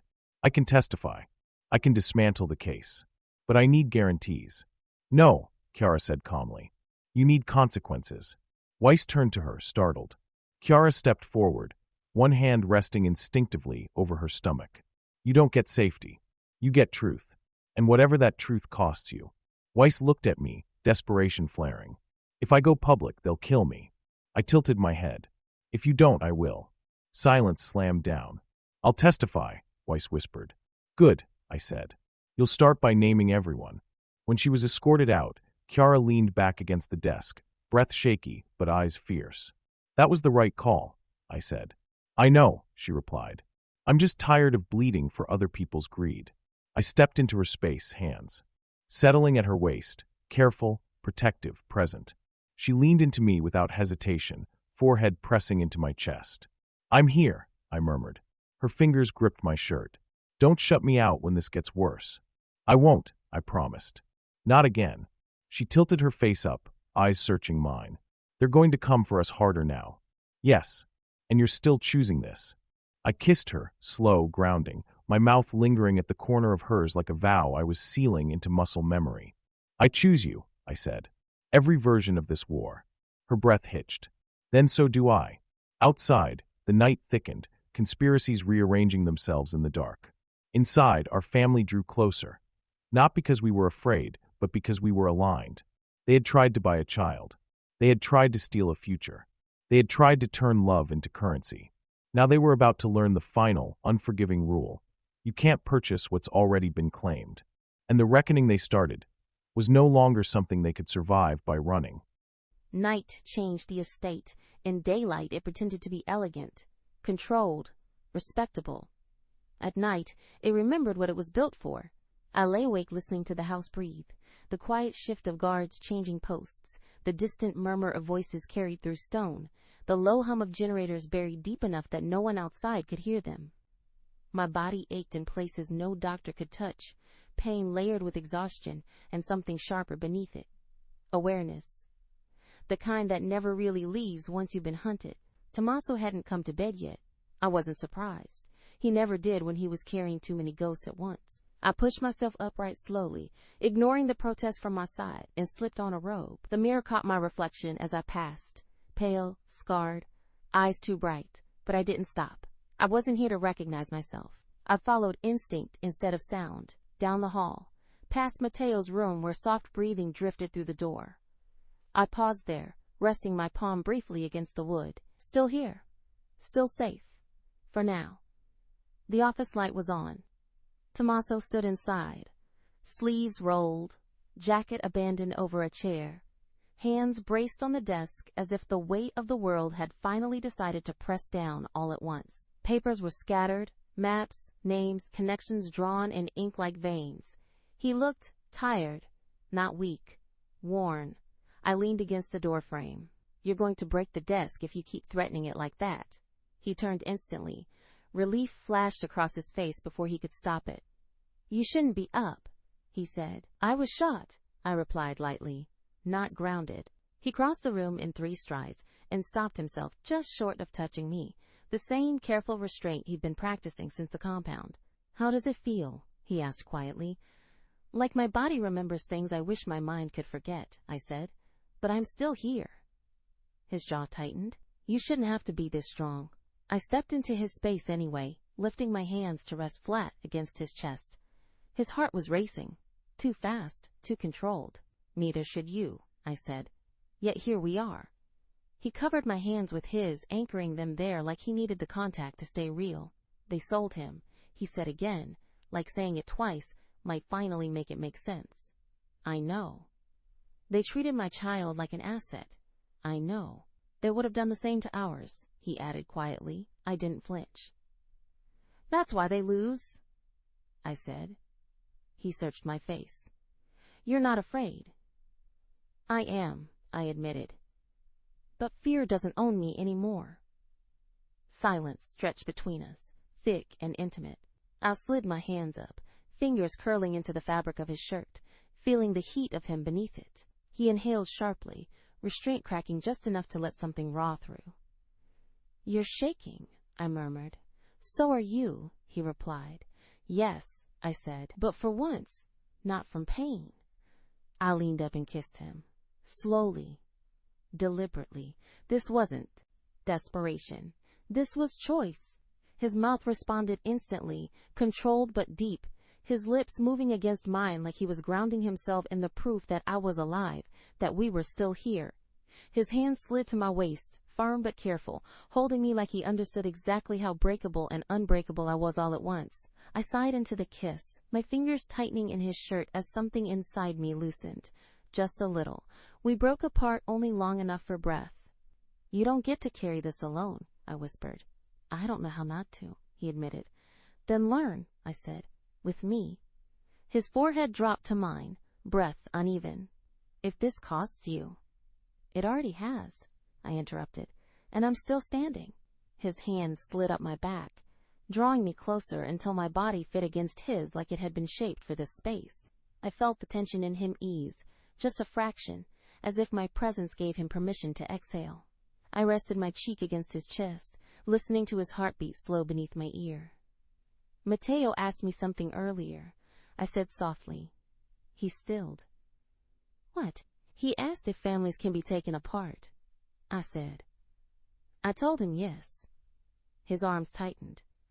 But I also told him, I continued, that they can be put back together in new ways, stronger ways. I felt his breath shudder. I don't know how to be a bridge, he said quietly, between what was taken and what we're building. I pulled back enough to look at him. You don't have to be a bridge. Then what? A foundation, I said. Something solid enough that everything else can rest on it. He held my gaze for a long moment, then nodded once. I will burn anyone who threatens that, he said. I know, I replied. Just don't burn yourself with them. He leaned down, kissing my temple, my cheek, the corner of my mouth, each one slower than the last, like he was mapping me back into his body. When his lips brushed my neck, heat bloomed low and aching, not frantic, but deep. I tilted my head instinctively, letting him there, my breath catching softly as his mouth lingered, unhurried, reverent. His hand slid along my spine, stopping at the small of my back, holding me steady. This wasn't fire, it was warmth after devastation. When he pulled back, his eyes were darker, softer, dangerous, in a quieter way. They're not done, he said. No, I agreed, but neither are we. A knock sounded softly at the door. Luca's voice followed. We need you. Both of you. Tommaso didn't move right away. He looked at me, really looked, like he was committing this moment to memory before the next battle.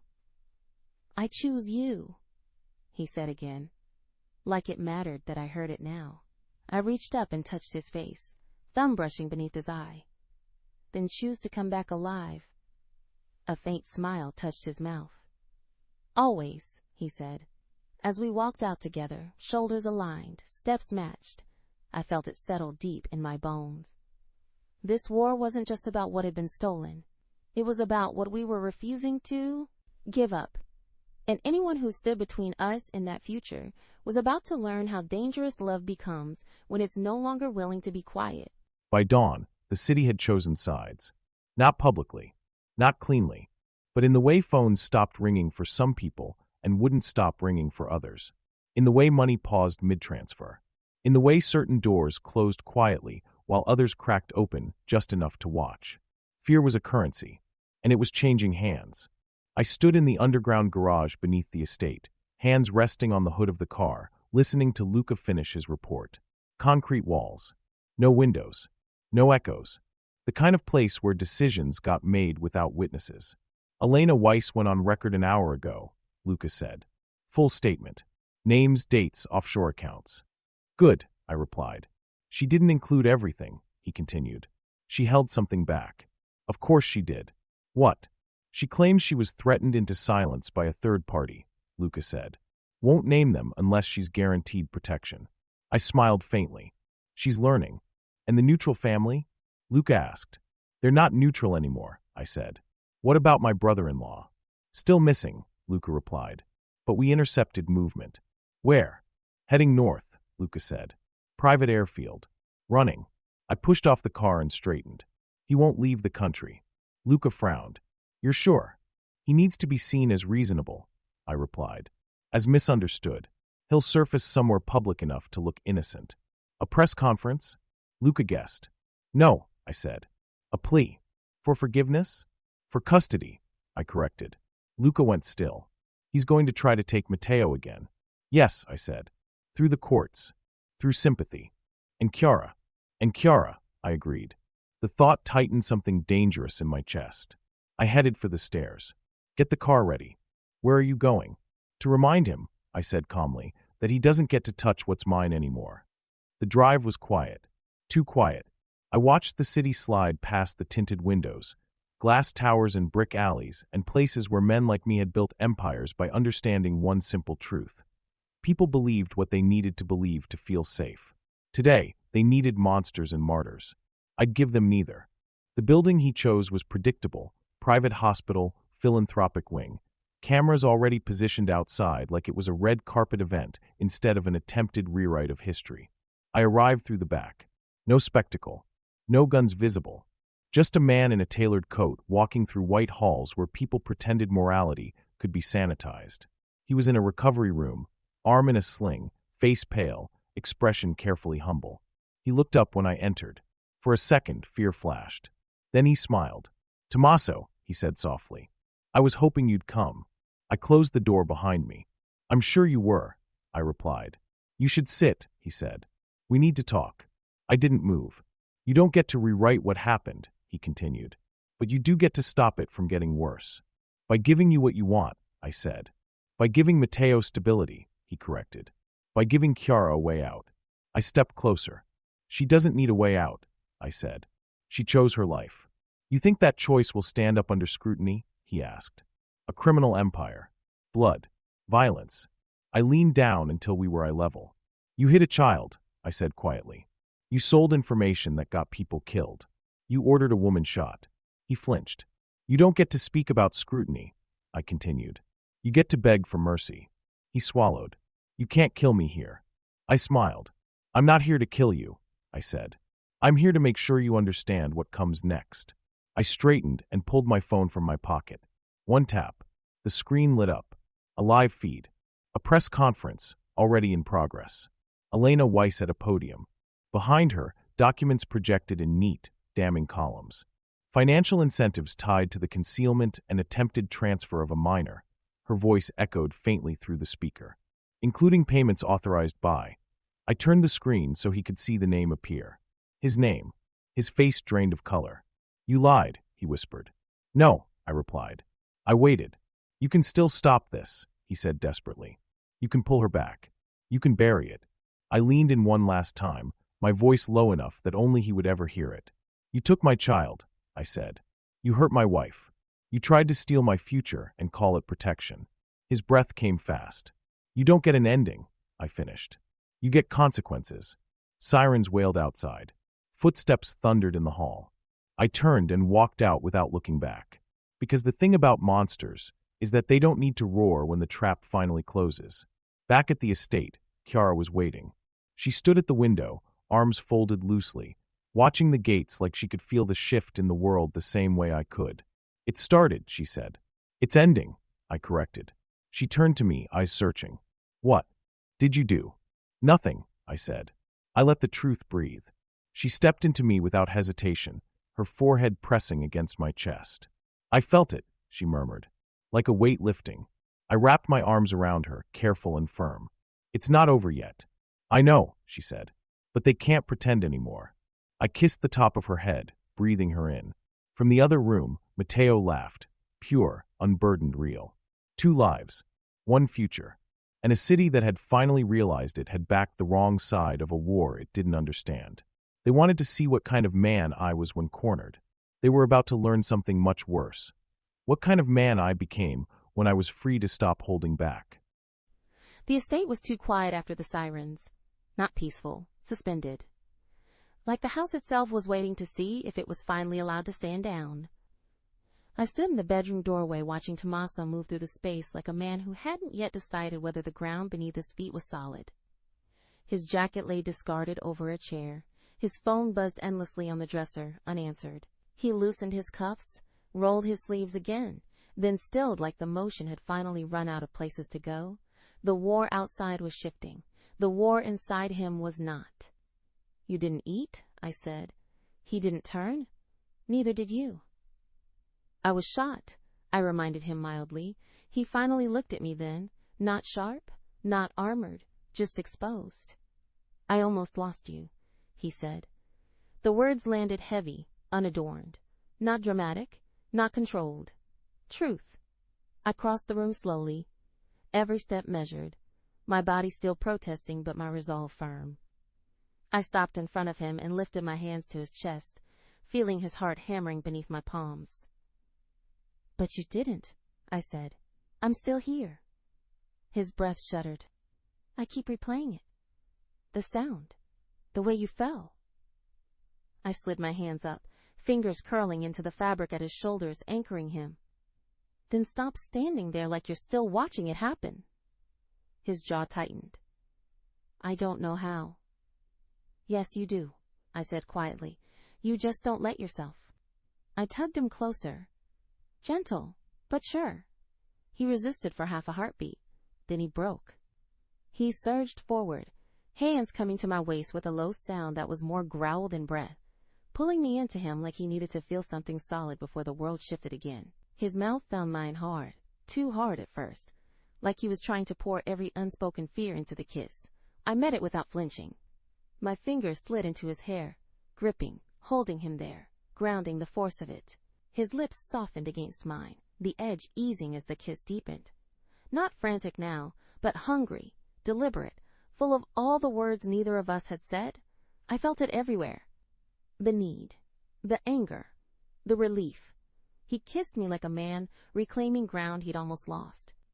I pressed closer, my body fitting against his, my breath hitching as his mouth moved to my jaw, then my neck, slow there, reverent, lips lingering just long enough to make my knees threaten to give. Chiara, he murmured, voice rough, like saying my name was both prayer and apology. I'm here, I whispered. I'm not going anywhere. His hands tightened, then eased, like he was relearning how to touch without bracing for loss. He rested his forehead against mine, breath uneven. I don't deserve you, he said. I pulled back just enough to look at him. Don't do that. It's the truth. No, I said firmly. That's fear wearing humility's face, and I won't let you hide behind it. His eyes darkened, not with anger, with something deeper. You bled for my son, he said quietly. For us. Yes, I replied, because you would have done the same. Because love isn't clean. He swallowed. I reached up and cupped his face, thumbs brushing beneath his eyes. You don't earn me by suffering. You keep me by staying. Something cracked then. He kissed me again, slower this time, deeper, his mouth moving against mine like he was finally letting himself feel everything he'd locked away since the compound. His hand slid along my back, firm and possessive, without ever crossing into careless, pulling me close until the space between us disappeared. I felt the heat build, low, steady, unmistakable. I broke the kiss just long enough to breathe. Bedroom. He didn't argue. The door closed behind us with a soft, final sound. He guided me to the bed carefully, like every movement mattered, like my body was something precious instead of fragile. When he leaned over me, his gaze searched my face, asking a question without words. I nodded. That was all he needed. He kissed me again, slower now, exploring instead of claiming, mouth at my lips, my cheek down the line of my throat. My breath caught as his lips lingered at my collarbone, my fingers threading into his hair, grounding and urging at the same time. This wasn't frantic. This was intentional. His hands learned me again, my waist, my back, the curve of my hip, touching like he was reminding himself I was real, that this moment existed now, not in memory or regret. I arched into him with a soft sound I didn't bother to hide. He groaned low in response, control fraying but never breaking, his mouth returning to mine as heat coiled tight and bright between us. The world narrowed to breath and pressure, and the way his name felt leaving my mouth. When we finally slowed, foreheads pressed together, breaths uneven, it felt less like an ending and more like an anchor dropping into place. He brushed his thumb along my cheek, gentle again. I love you, he said. No hesitation, no fear. I smiled, chest aching in the best way. I know. He laughed softly, breathless. You're impossible. Yes, I agreed. And still here. We lay together in the quiet aftermath, his arm around me, my head resting against his chest. Outside, the estate settled, guards repositioning, phones finally going silent, the world adjusting to a new reality it hadn't voted for. After a while, I spoke again. They'll come back, I said, Yes, he replied. Different angle, different lies. Yes, and Matteo will feel it, I added quietly. He tightened his arm slightly. I won't let them touch him again. I know, I said. But protecting him doesn't mean hiding him from the truth forever. He was quiet for a long moment. You think I should tell him? He said. I think, I replied carefully, you should let him grow into it with you standing beside him. Not ahead of him, not instead of him. He nodded slowly. You're good at this. At what? At seeing the path without pretending it's easy. I smiled faintly. Someone has to. A small sound drifted down the hall. Soft. Footsteps, then a pause. A knock. Papa, Matteo's voice, hesitant. I had a bad dream. Tommaso closed his eyes briefly, then smiled. Come here, he called. The door opened, and Matteo padded in, clutching his bear, eyes heavy with sleep. He climbed carefully onto the bed between us, without being told, curling instinctively into Tommaso's side. I shifted to make space, my hand resting protectively over my stomach. Safe. Warm. Together. As Matteo's breathing evened out again, Tommaso looked down at us. His family, forged in blood and choice and unforgiving love. This is it? He said quietly. Yes, I replied. This is us. Outside, the city was still learning the consequences of what it had tried to take. Inside, we were no longer just surviving. We were building something they could never own. And for the first time since the war began, I believed, with aching, fragile certainty, that love might actually be enough to carry us through what came next. Morning didn't bring peace. It brought confirmation. I stood in the kitchen watching Matteo eat cereal like the world hadn't nearly swallowed him whole. He lined the spoon up carefully with the bowl before every bite, brows drawn together in concentration. Chiara sat at the table, wrapped in one of my sweaters, one hand on her tea, the other resting instinctively over her stomach. Domestic. Ordinary. Everything they had tried to steal. My phone buzzed for the fourth time in under a minute. Luca. I stepped out onto the terrace before answering. They're accelerating, he said without preamble. Who? I asked, though I already knew. Everyone, Luca replied. The neutral family is denying everything. The brother-in-law's attorney is claiming medical duress. And the state, I closed my eyes briefly. Say it. They're filing a renewed emergency motion, Luca said. This time citing you as the imminent risk. I exhaled slowly. Of course they are. They're not going for Chiara anymore, he continued. She's too visible now. Too sympathetic. So they aim higher, I said. At me. Yes. And Matteo? They'll try to remove him under the premise of protecting him from you, Luca said grimly. The words landed hard. They'll paint you as unstable, he added. Violent. A danger to minors. I looked back through the glass doors at my family. Chiara laughing softly at something Matteo said, her smile real despite everything. They're not wrong, I said quietly. Luca hesitated. That's not what I meant. I know what you meant, I replied. But violence is part of me. Denying it won't save us. Then what will? Luca asked. I watched Matteo lift his spoon again, careful, precise. Ownership, I said, of exactly who I am. I ended the call and went back inside. Chiara looked up immediately. She always did. Bad, she said. Yes. How bad? Bad enough that hiding won't work anymore, I replied. She nodded slowly. Then don't hide. Matteo glanced between us. Are we in trouble? I crouched in front of him. No, I said honestly. We're just making sure no one ever scares you like that again. He considered this.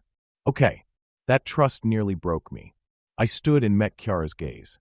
They're coming for me. I know, she said softly. They'll try to separate us, I continued. Legally. Publicly. She reached for my hand. They can try. I squeezed back. It's going to get ugly. Her eyes sharpened. It already has. The difference now is we're not pretending otherwise. I kissed her forehead, then Matteo's hair. I need to go. Where? Chiara asked. To make a record, I said. One they can't erase. Luca met me at the car. Are you sure? He asked. No, I replied. But I'm done letting them define me. The building I chose wasn't a courtroom. It was worse. A press forum. Live-streamed. Neutral moderators. The kind of place where words could still kill reputations faster than bullets ever could. The room buzzed when I walked in. Cameras lifted. Whispers rippled. I took my seat without expression. The moderator cleared her throat. Mr. Pailo, thank you for agreeing to speak. I didn't come to speak, I replied calmly. I came to answer. That shifted the room. About the allegations, she began. Yes, I said. Let's start there. I looked directly into the camera. I am a violent man, I said evenly. Gasps. Murmurs. The moderator stiffened. Mr. Pailo, I have ordered violence, I continued. I have committed it. I will not pretend otherwise to make you comfortable. Silence fell. But I am also a father, I said. Twice. The word carried. They say my children need protection from me, I went on. What they mean is they need protection from the truth of how power actually works. I leaned forward slightly. My son was stolen from me, I said. Hidden. Sold. Used. Not by criminals in the dark, but by men in suits who called it stability. The moderator swallowed. And my wife, I continued, was shot because she refused to trade one child's safety for another's silence. The room was utterly still now. I will not apologize for destroying anyone who threatens my family, I said. I will not ask forgiveness for choosing them every time. A beat. But here is what I will do, I said calmly. I will submit to every legal safeguard necessary to keep my children with me. Transparency. Oversight. Restrictions. Whispers erupted. I will put my life under scrutiny, I continued. Because if you believe monsters don't love their children, you've never met one willing to burn himself down to keep them safe. The moderator tried to interrupt. I held up a hand. And if the state believes removing children from parents who fight for them is justice, I finished, then the state should be prepared to explain why it keeps failing the children it already has. I stood. This isn't a plea, I said. It's a line. I walked out before anyone could stop me. Outside, Luca waited, eyes wide. You just detonated the narrative, he said. Yes, I replied. Now they can't move quietly. Back at the estate, Chiara was watching the live feed when I walked in. She didn't speak. She crossed the room and wrapped her arms around me, holding tight like she understood exactly what it had cost. They're going to come for you harder, she whispered. I know. And for me. I know. And for Matteo. My jaw tightened. I won't let them. She pulled back enough to look at me. You can't protect us by standing alone. I'm not, I said. She searched my face. Then swear it. I met her gaze. I won't make another move without you. Her breath hitched. Good, she said. Because whatever happens next, we face it together. From the hallway, Matteo's voice drifted in. Papa, the news says your name. I crouched again, meeting his eyes. Do you know what it means when people talk about you? I asked. He shrugged. That you matter. I smiled, sharp and proud and aching. Exactly. As night fell again, the world outside reorganized itself around the truth I'd just thrown into it. They would retaliate. They would escalate. They would try to make an example out of me. But now they would have to do it in the open. And that was the mistake that would end them. Because the most dangerous thing you can do to a man like me is force him to stop hiding the love he's willing to destroy everything for. The knock didn't come like a knock. It came like authority. 3 sharp raps, perfectly spaced, loud enough to cut through the house without raising their voice. The kind of sound that didn't ask permission because it assumed compliance. Matteo flinched. I felt it immediately. Felt the shift in the air, the way Tommaso's body went still beside me, the way Luca's footsteps changed in the hall. Not rushed, not panicked. Prepared. I stood before anyone could tell me not to. Tommaso's hand caught my wrist. Chiara. I turned to him. I won't hide. His jaw tightened. Then he nodded once. Stay with me. Always. We walked together to the front hall. Luca was already there, phone in hand, eyes flicking between security feeds and the heavy front doors. They're not press, he said quietly. Federal. My stomach dropped. Not fear, not exactly. More like inevitability. Warrant? Tommaso asked. Yes, Luca replied. And no. I frowned. That's not how. Emergency detention, Luca said. Citing public safety concerns following your statement. Tommaso exhaled slowly. They moved fast. They had it ready, Luca said. They were just waiting for you to say the wrong thing. Tommaso looked down at me.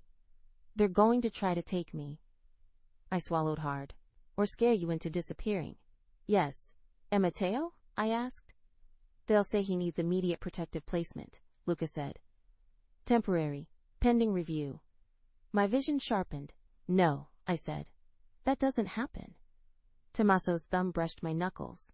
One small grounding touch. They'll try. The knock came again. Louder. I'll handle this, Tommaso said. I shook my head. We handle it. The doors opened. 2 agents stepped inside. Neutral expressions. Hands visible. Postures stiff, with rehearsed professionalism. Behind them, a woman with a tablet and eyes that slid past us like she was already rewriting the room. Tommaso Pailo? One agent said. You're requested to come with us. On what grounds? Tommaso asked calmly. Protective custody, the woman replied. Given the volatility surrounding your public admission and the risk it poses to minors in your care. I stepped forward before Tommaso could respond. You mean my children? I said. The woman finally looked at me. Mrs. Pailo. No, I interrupted. You don't get to use my name while you threaten my family. A flicker of annoyance crossed her face. Ma'am, we're not threatening. You're attempting to separate a father from his children using language designed to sound benevolent, I said evenly. Call it what it is. The agents exchanged a glance. Tommaso's presence at my side was a solid wall, quiet, contained, dangerous. I'll go, he said suddenly. My heart slammed. I turned sharply. Tommaso. I'll go, he repeated. On one condition. The woman stiffened. You don't set conditions. Yes, he said calmly. I do. Silence stretched. Say it, she snapped. My wife remains here, he said. With both children. No interviews, no evaluations, without counsel present, no removal orders. The woman scoffed. That's not how? Then I don't move, he replied. I felt the weight of him then, not the power, not the violence, the choice. The woman studied him for a long moment, calculating. This isn't an arrest, she said. It's temporary. Everything is, Tommaso replied. Another beat. Finally, she nodded. 6 hours. Evaluation only. And my lawyer, Tommaso added. Already en route, she said tightly. My chest felt too tight to breathe. Tommaso turned to me. Eyes steady. I need you to stay calm. I laughed softly, bitter. That's insulting. A corner of his mouth lifted. I love you. I know, I said. That's why this terrifies me. He leaned in and pressed his forehead to mine. Brief, intimate, unguarded. They won't break me. They won't, I agreed. But they'll try to break us. They can't, he said. I believed him. That was the problem. He knelt in front of Matteo then, voice softening in a way that split my chest open. Hey, he said. I need to step out for a bit. Matteo frowned. Did you do something bad?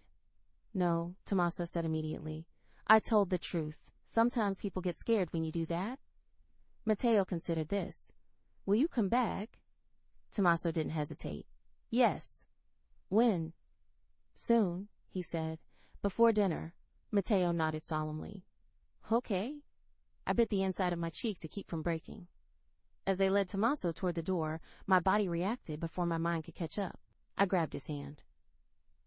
Hey, I said quietly. He turned. If they push, I continued, if they try to make you doubt yourself. They won't, he said. Remember this. I finished anyway. You are not the monster they need you to be. You're the man who came back. His eyes softened. I'll remember, he said. The door closed behind him. The sound echoed like a gunshot. The house felt wrong without him. Too big, too hollow. Matteo stood frozen for a second, then looked up at me. Papa's coming back, he said. Yes, I replied, kneeling in front of him and pulling him into my arms. He always does. Luca approached quietly. We have movement. From who? I asked. Everyone, he said. Supporters, enemies. The neutral family just issued a denial. I nodded. Of course they did. And, Luca added carefully, your brother is resurfacing. My blood went cold. Where? Online, Luca said. He scheduled a live address. I closed my eyes briefly. They're countering, I said. Yes. I straightened, adrenaline slicing clean through the lingering pain in my side. Good? I said. Luca blinked. Good? They think taking Tommaso buys them leverage. I replied. It doesn't. I stood and handed Matteo to Luca. Take him to the den. Put on the movie he likes. Stay with him. And you? Luca asked. I walked toward the office. I'm going to make sure they understand something, I said. What? That I'm not the quiet half of this marriage. The screen lit up as I pulled the live feed.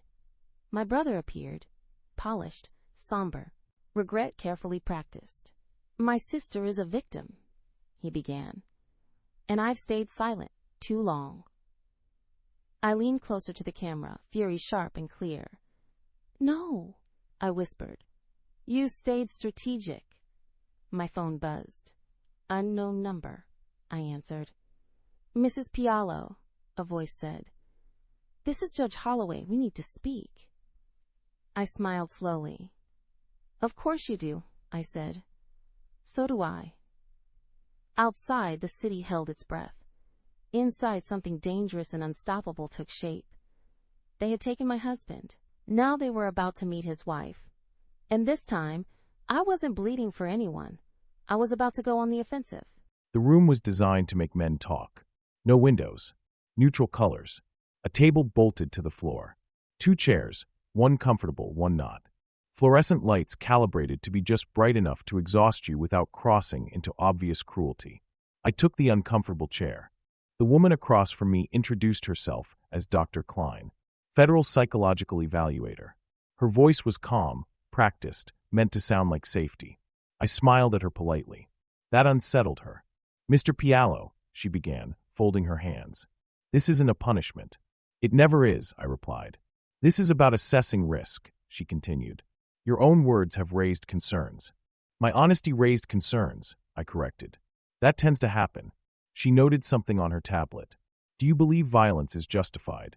Yes, I said. She paused, looked up. Under what circumstances? When it's the only thing standing between my family and people who want to use them, I answered calmly. Another note. You see how that sounds, she said. I see how it's framed, I replied. Those are different things. She studied me for a long moment. Do you consider yourself dangerous? I leaned back slightly. To the wrong people. And who decides who those people are? She asked. I do, I said without hesitation. Her jaw tightened. You understand why that alarms us, she said. Yes, I replied. You're used to men who lie about it. Silence stretched. She tried a different angle. Your wife was recently injured. Shot. Do you feel responsible? Yes. The word came out heavy. She watched me closely. Does that guilt affect your judgment? No, I said. It sharpens it. She wrote again. Mr. Pailo, she said carefully, if the court determines that your presence poses a destabilizing influence on the children. They won't, I said. She blinked. You don't know that. I do, I replied, because they're already trying too hard. Her lips thinned. This isn't about winning. It never is, I said. It's about control. She leaned back, assessing. You're very certain of yourself. I'm very certain of my priorities, I corrected. And if those priorities conflict with the law, then the law should ask itself why, I said. A knock sounded at the door. She stood. We'll take a short break. When she left, the room felt smaller. Not because I was afraid, because Chiara wasn't here. I closed my eyes briefly, breathing through the instinct to burn the building down from the inside. I imagined her at the estate, focused, lethal in her own way, already turning their pressure into a weapon. They'd underestimated her. That was going to cost them everything. The door opened again. Not Dr. Klein. A man in a tailored suit stepped in, smile too smooth, eyes too alert. Mr. Pailo, he said pleasantly. I'm Assistant U.S. Attorney Marcus Hale. Of course he was. I'm not answering questions without counsel, I said. You don't have to, he replied. I'm not here to question you. I raised an eyebrow. Then leave. He chuckled softly and took the other chair, the comfortable one. I'm here to offer you an off-ramp, he said. I said nothing. You're becoming a problem, he continued. Not because of what you've done, but because of what you've admitted. Transparency is inconvenient, I said. It's destabilizing, he countered. And destabilizing men lose their families. There it was. You take me out of the picture, he went on. Temporarily, quietly. Your wife and children remain untouched. Protected, even. And in exchange, I said flatly, I disappear. For a time, he replied. Psych hold. Rehabilitation. A narrative the public can digest. I laughed once sharp. You think Chiara would agree to that? His smile faltered. Just slightly. She doesn't need to, he said. We just need the judge. I leaned forward, lowering my voice. You're making a mistake. He straightened. You don't threaten federal prosecutors. I'm not threatening you, I said. I'm warning you. He stood. This is your chance to be selfless. I met his gaze, unwavering. I've already done that. He paused at the door. Think about it. The door shut. Minutes passed. Then Luca's voice crackled faintly through the hidden speaker I knew was there. Not supposed to be active, but Luca never played by their rules. She's live, he said quietly. My pulse spiked. Chiara. Yes. What is she doing? Everything, Luca replied. The screen on the far wall flickered to life. A live feed. Chiara stood at a podium. Not shaking. Not apologizing. Radiant with controlled fury. My husband is not missing, she said clearly. He is being detained without charge because honesty frightened people who prefer silence. The room went very, very still.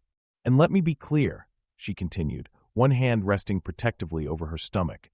Any attempt to remove my children under the guise of protection will be met with immediate legal action, public exposure, and consequences that will follow every name attached to it. I felt something in my chest loosen and harden at the same time. This is not a plea, Chiara said. This is a boundary. Cameras flashed. Reporters leaned forward. My family is not a bargaining chip, she finished. And I am not the woman you think will break quietly. The feed cut. I smiled. The door flew open. Dr. Klein returned, expression tight. We're ending the evaluation. So soon, I said pleasantly. You'll be released pending review, she snapped. Under supervision. Of course, I replied, standing. As they escorted me out, my phone buzzed in my pocket. One message. From Chiara. I told them no. Come home. I lifted my head, spine straight, steps unhurried. They had tried to isolate me. They had tried to turn love into leverage. Instead, they'd given my wife a microphone and reminded the world of one fatal truth.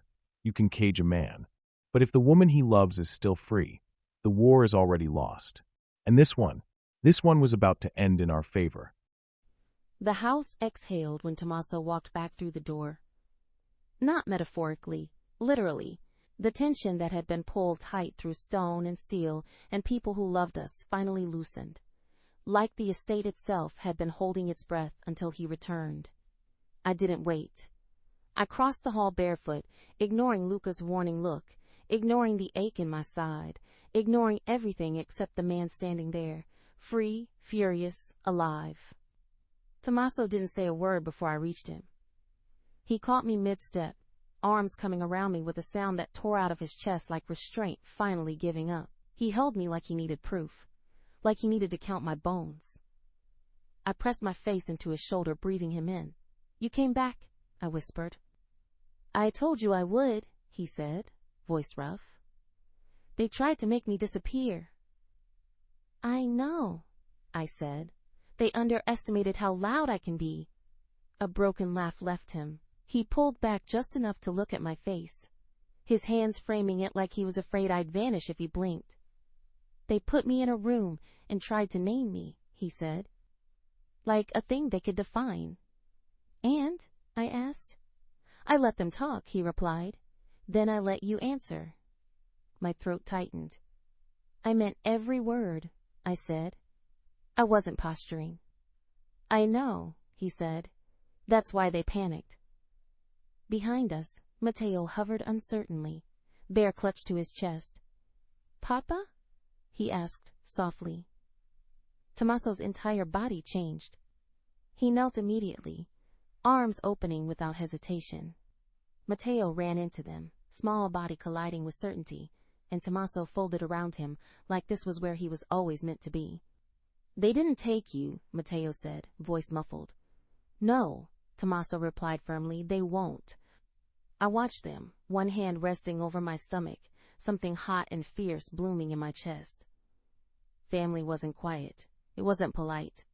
It was a line drawn so deep into the ground that anyone who crossed it did so, knowing they might not come back out. Luca cleared his throat gently. We're not done. Tommaso looked up. Talk to me. They're retreating, Luca said. But they're not surrendering. Of course not, I said. The prosecutor is distancing himself, Luca continued. The judge is walking back the emergency motion. Public pressure is working. But, Tommaso said. But your brother, Luca finished. He's gone to ground. My spine stiffened. He won't stay quiet. No, Luca agreed. He's losing leverage. That makes him dangerous. Tommaso stood, Matteo still clinging to his side. Then we end this. I stepped closer. Not like before. He met my gaze.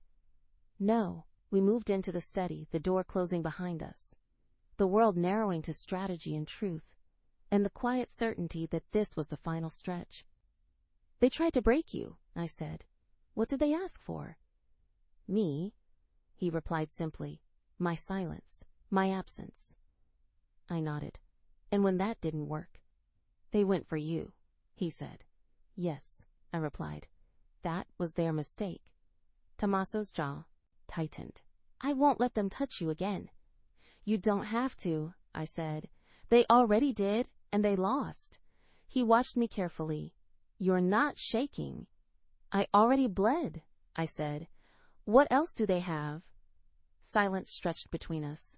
Then Luca spoke. We have confirmation. Of what? Tommaso asked. The neutral family is fracturing, Luca said. They're offering names in exchange for protection. Tommaso scoffed. Cowards. Pragmatists, Luca corrected. They see which way this is going. And my brother, I said. Luca hesitated. He's not running anymore. My stomach dropped. Then what is he doing? He's planning to force an ending, Luca replied. Public, emotional. Tommaso went still. How? By turning you into the villain one last time, Luca said. He's filing for guardianship. My breath left me in a rush. On what grounds? Tommaso asked coldly. On mine, I said quietly. They both turned to me. He's going to claim I'm coerced, I continued. That I'm afraid. That I stayed because I was trapped. Tommaso swore softly. And if I testify, I added, if I let him put me on a stand, he thinks he can fracture us. He won't, Tommaso said instantly. He might try, I replied, which is why we don't let him. Luca frowned. What are you proposing? I lifted my chin. We go first. Again. Tommaso studied me. You want to testify? Yes. Voluntarily, he said. Yes. That's dangerous. So was loving you, I said gently. I did it anyway. He stepped closer, lowering his voice. They'll tear you apart. I know, I replied. Let them try. He searched my face for a long moment, conflict warring with pride. You don't have to, he said. I know, I replied. I want to. Luca exhaled slowly. If she testifies, the narrative flips completely. Exactly, I said. He thinks he knows my silence. He doesn't know my voice. Tommaso reached for my hand, lacing his fingers with mine. If you do this, I'm with you, every step. I know, I said. That's why I can. A soft sound came from the doorway. Matteo stood there, watching us with the quiet seriousness of a child who had learned too early that adults make decisions that ripple outward. Are you fighting again? He asked. I crouched in front of him. We're finishing something. Will it make you go away? He asked.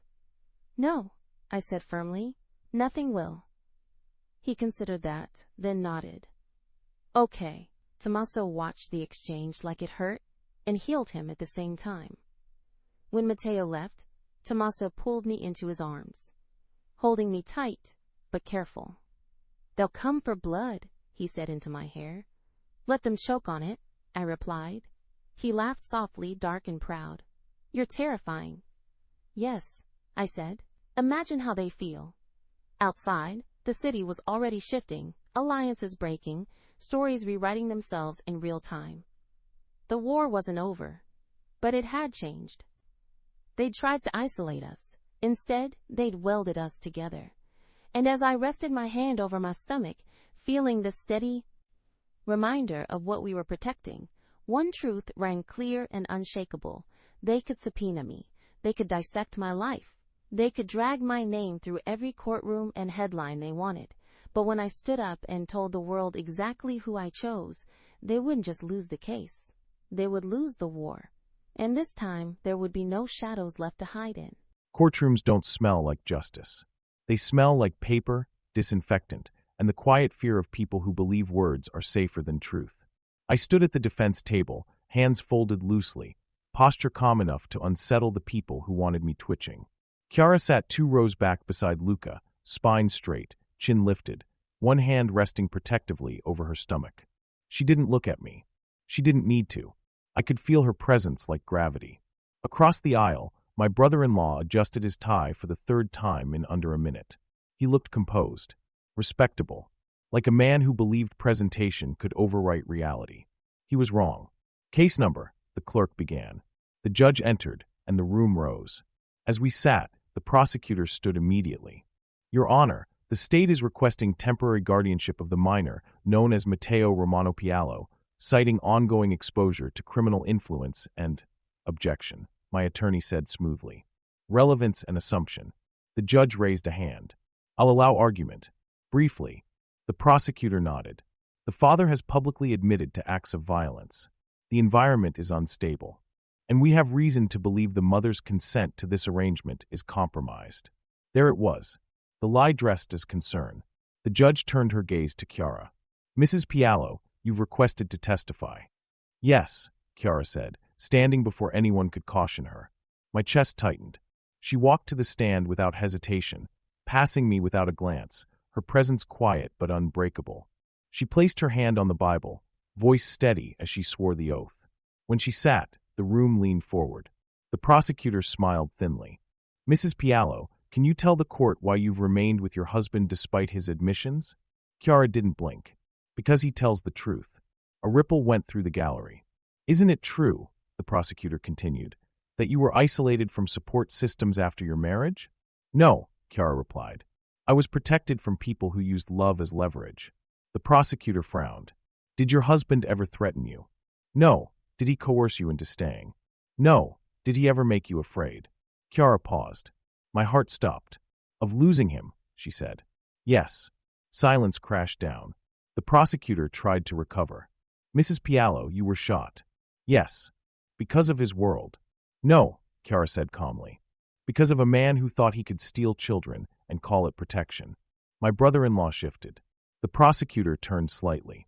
Your brother disagrees. Chiara turned her head then, slowly, and looked directly at him. My brother hid a child for 4 years, she said evenly. He facilitated illegal transfers. He accepted money to remain silent. That's an allegation, the prosecutor began. No, Chiara said. It's documented. Our attorney stood. Permission to submit evidence A through F. The judge nodded. Proceed. Folders slid across the bench. Screens lit up. Account trails. Emails. Timestamps. My brother-in-law's face drained of color. Chiara continued, voice unwavering. He told himself he was protecting me. What he was doing was protecting his power.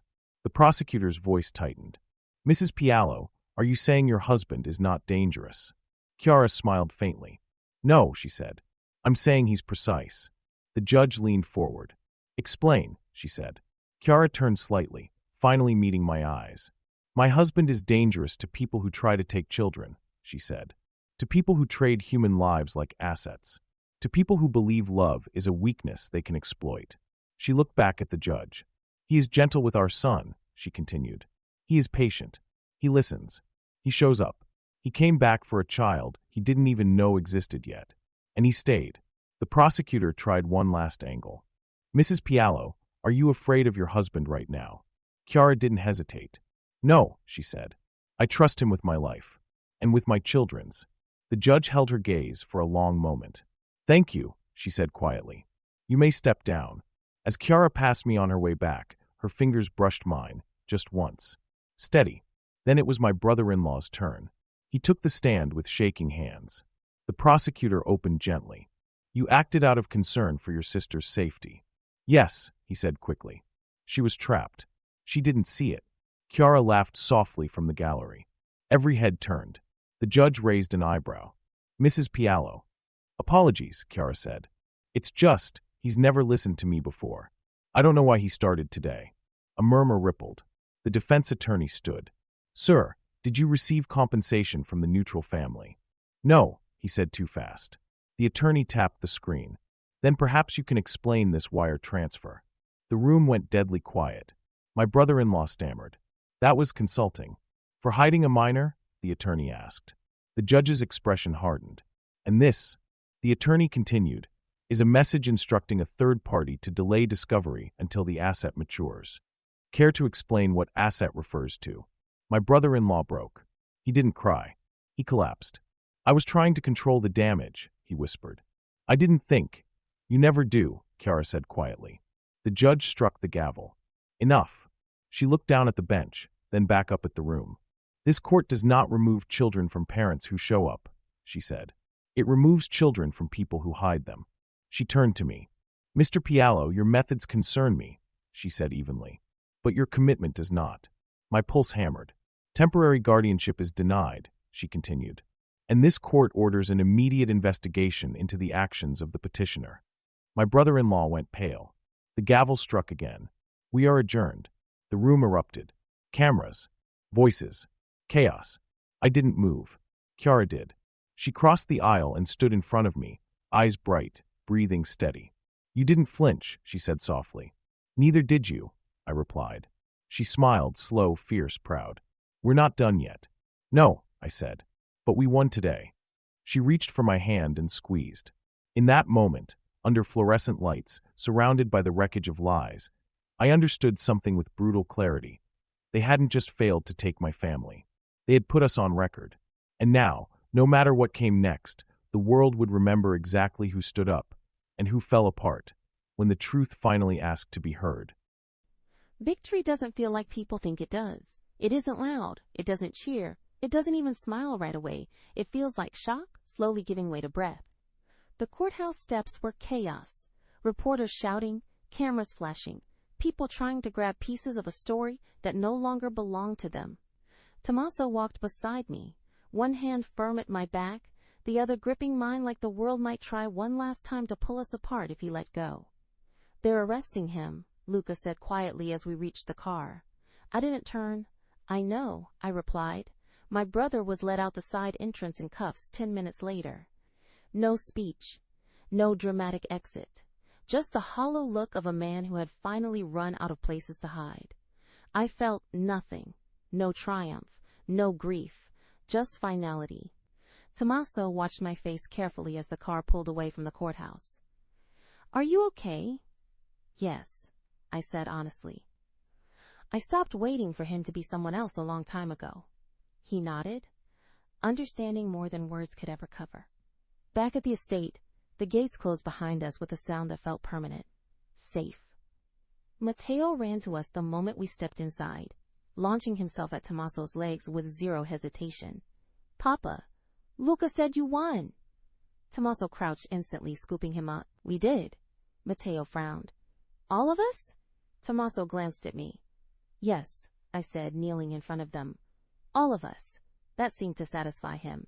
He wiggled down and ran off toward the den, already bored with the idea of danger, now that it no longer felt immediate.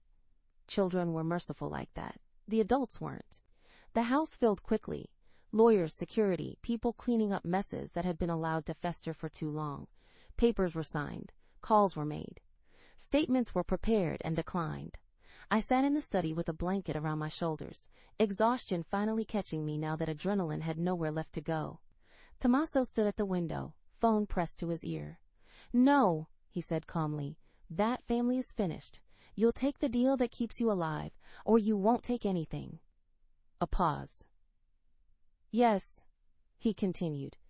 "Today," He ended the call and turned to me. "It's done," he said. I searched his face. "Done?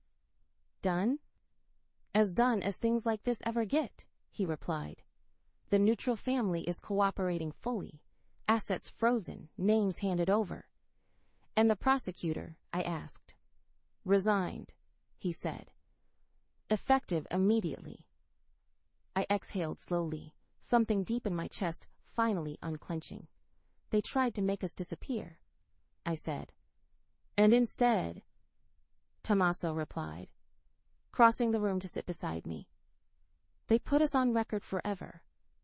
I leaned into him, resting my head against his shoulder. For the first time since the clinic, my body allowed itself to shake. Not fear. Release.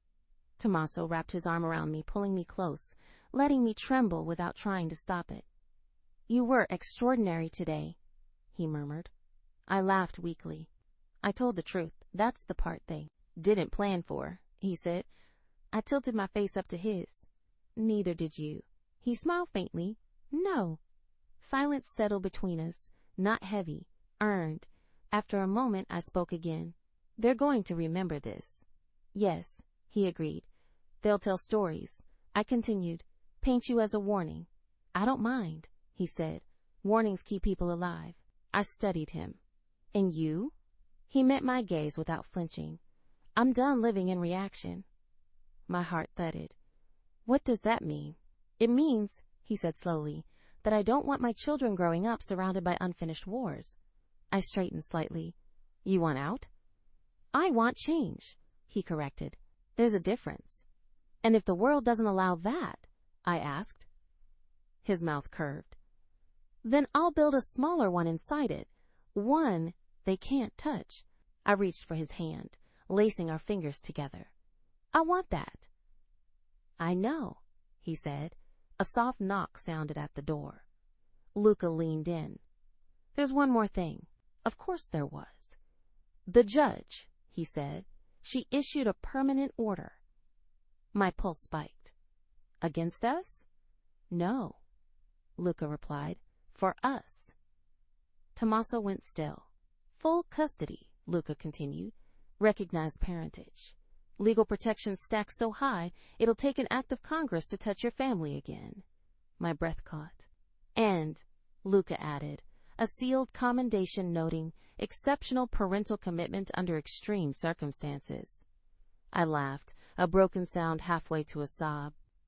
That might be the strangest sentence I've ever heard. Tommaso closed his eyes briefly. Then he stood, crossed the room, and pulled Luca into a rough, rare embrace. "Thank you," he said simply. Luca blinked, clearly startled, then nodded. "Always." When Luca left, Tommaso turned back to me. "It's over," he said. I searched his face, then nodded. "Yes." He knelt in front of me then, hands coming to rest over my stomach, his forehead pressing gently against it. "I promise you," he said quietly, "no one will ever use our children again." Tears slid silently down my cheeks. "I know," I whispered. "Because you don't make promises you can't keep." He looked up at me, eyes dark and steady and full. "You changed everything," he said. "So did you," I replied. "You came back." We stayed like that for a long moment.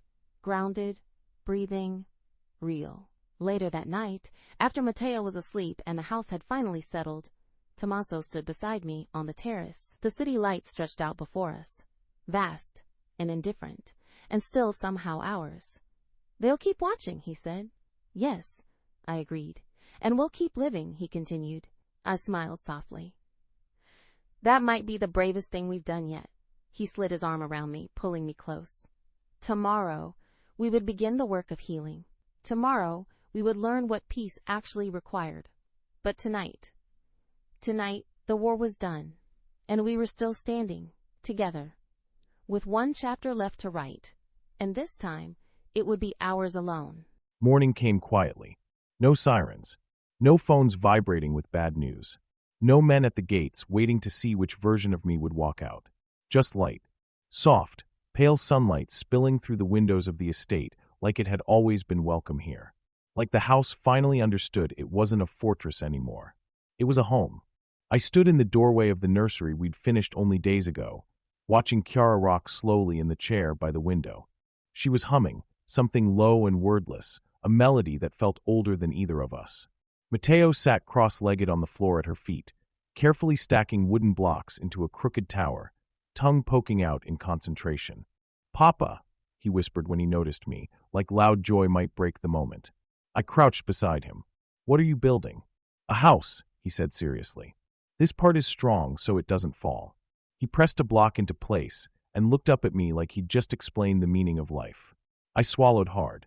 Chiara looked up then, eyes warm, tired, alive in a way that still felt like a miracle.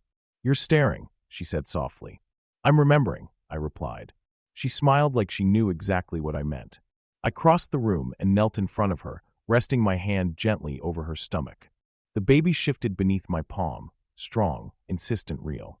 "I used to think legacy was something you built with blood," I said quietly. "With fear." Chiara reached down and threaded her fingers through mine. "And now I know it's built with mornings like this," I said. "With staying." Matteo knocked his tower over and laughed, full-bodied, unafraid.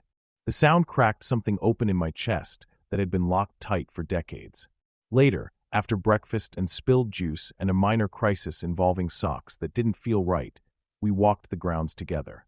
No guards in sight. No tension humming beneath the surface. Just us. Chiara leaned into me as we walked, her hand fitting perfectly at my side like it always had. Like it always would. "They'll keep talking," she said. "I know. They'll keep telling stories about you." "I know." She stopped walking and turned to face me. "Does it bother you?" I thought about it. About the man they'd painted me as. About the man I had been.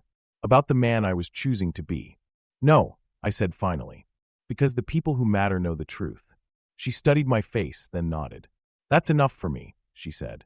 We stood there for a moment, the breeze lifting her hair, the world wide and open in front of us for the first time since the clinic. I took her hands. "I need to say this out loud," I said. Her eyes softened. "Then say it." "I will always choose you," I said. "Not the safest path. Not the quiet one. You." Her breath hitched. "I will choose our children," I continued. "Every time. Even when it costs me." She stepped closer, resting her forehead against my chest. "I never needed you to be gentle with the world."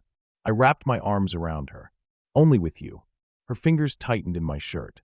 That night, after Matteo fell asleep clutching his bear, Chiara and I lay together in the quiet dark. No urgency. No fear chasing the moment.